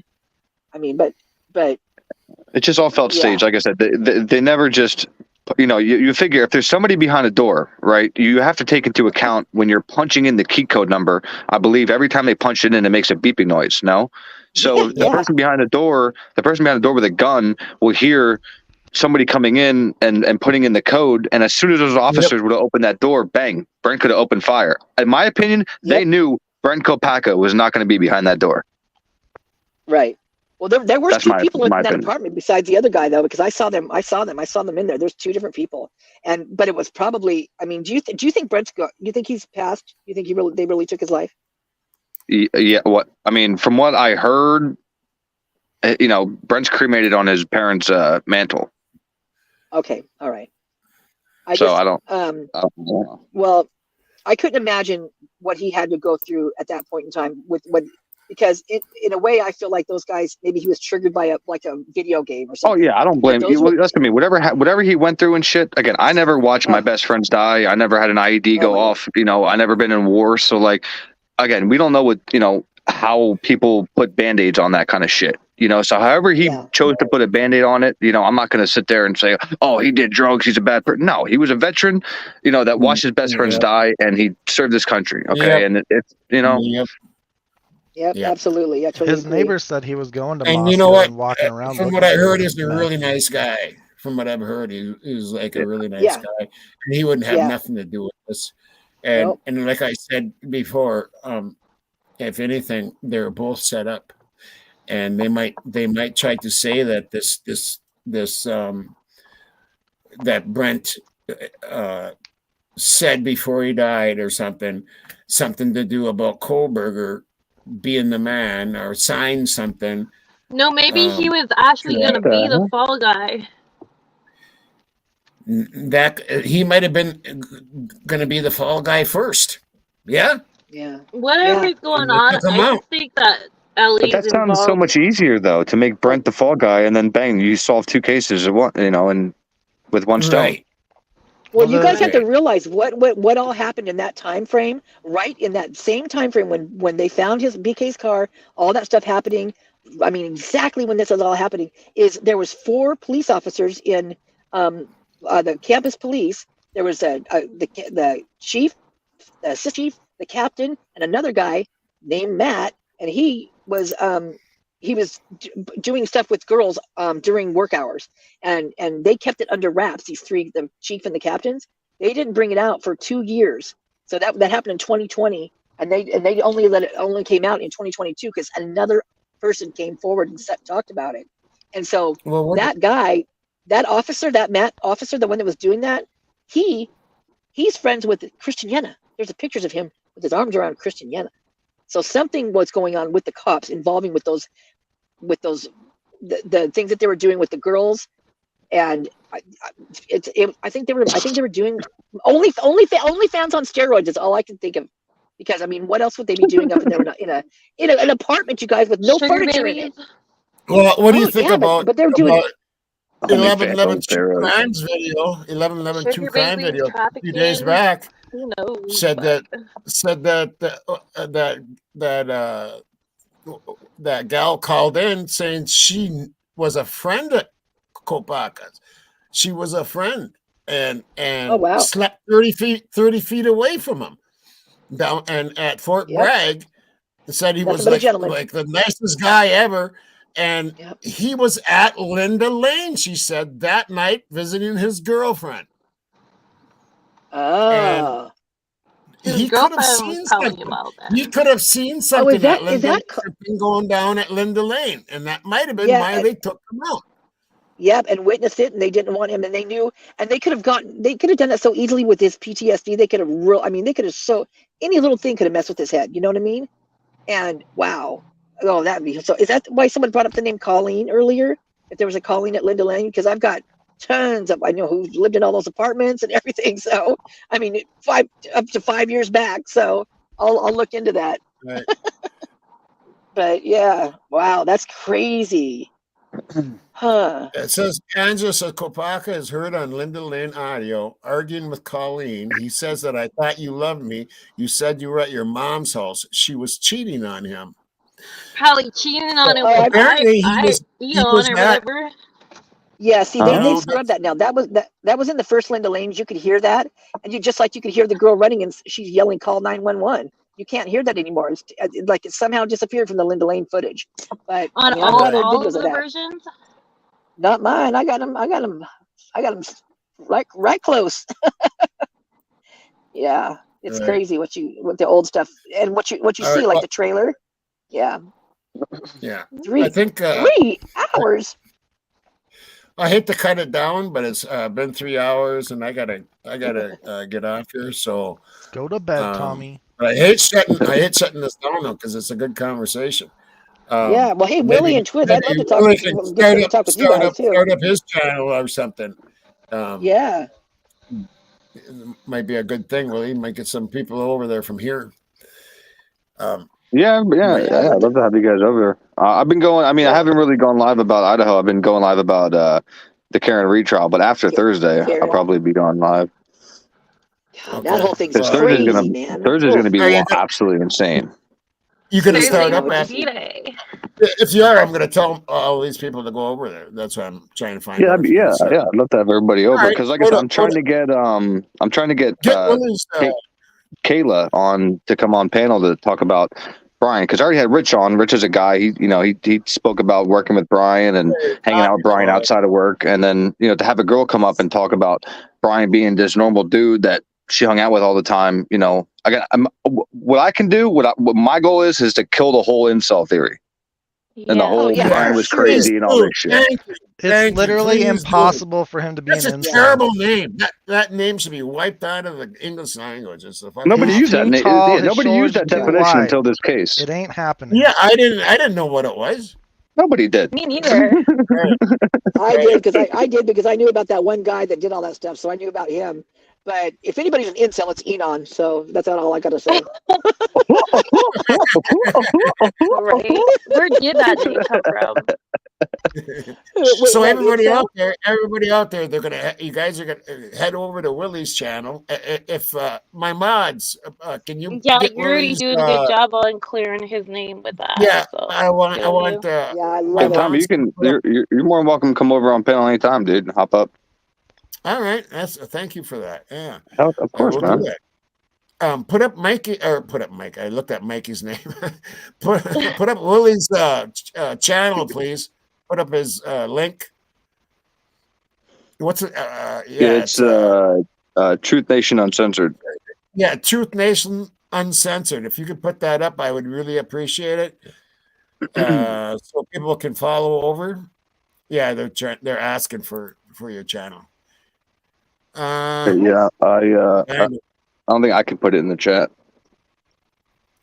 Okay, yeah, put it in there, and then I can do it.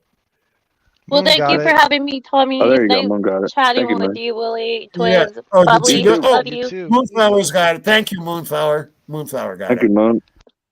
Yeah, like I said, you guys are all welcome to come over and hang out and talk about this because, like I said, after Thursday, man. I mean, if the hearing we just saw was crazy, just imagine Thursday.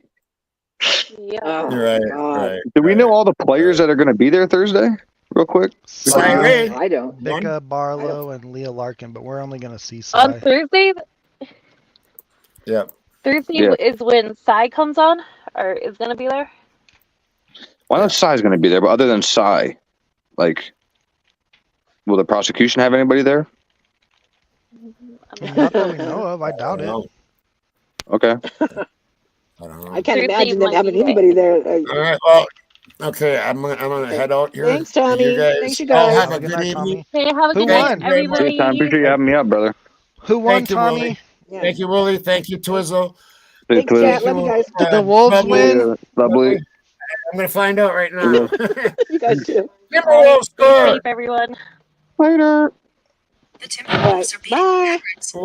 We're ahead with 11 seconds to go. We're up by 5. Oh, nice. Get that dub. I'll catch you later, bud. All right, take Hey, care, much man. love, Yeah, Tommy. have a good one. I love you. Yep, love you, gals.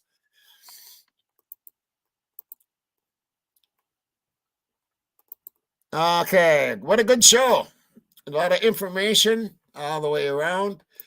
I appreciate all of you. I love you all very much. You guys rock. Best family is right here, man. Best family is right here. Best chats right here. And you're all going to go, if you want, you can all go over to Willie's channel and it's going to carry on from here. And I wish you all a beautiful night. And my subs, you are my heart, and my mods are my soul. And until next time, rock and roll. And this band is from Minneapolis.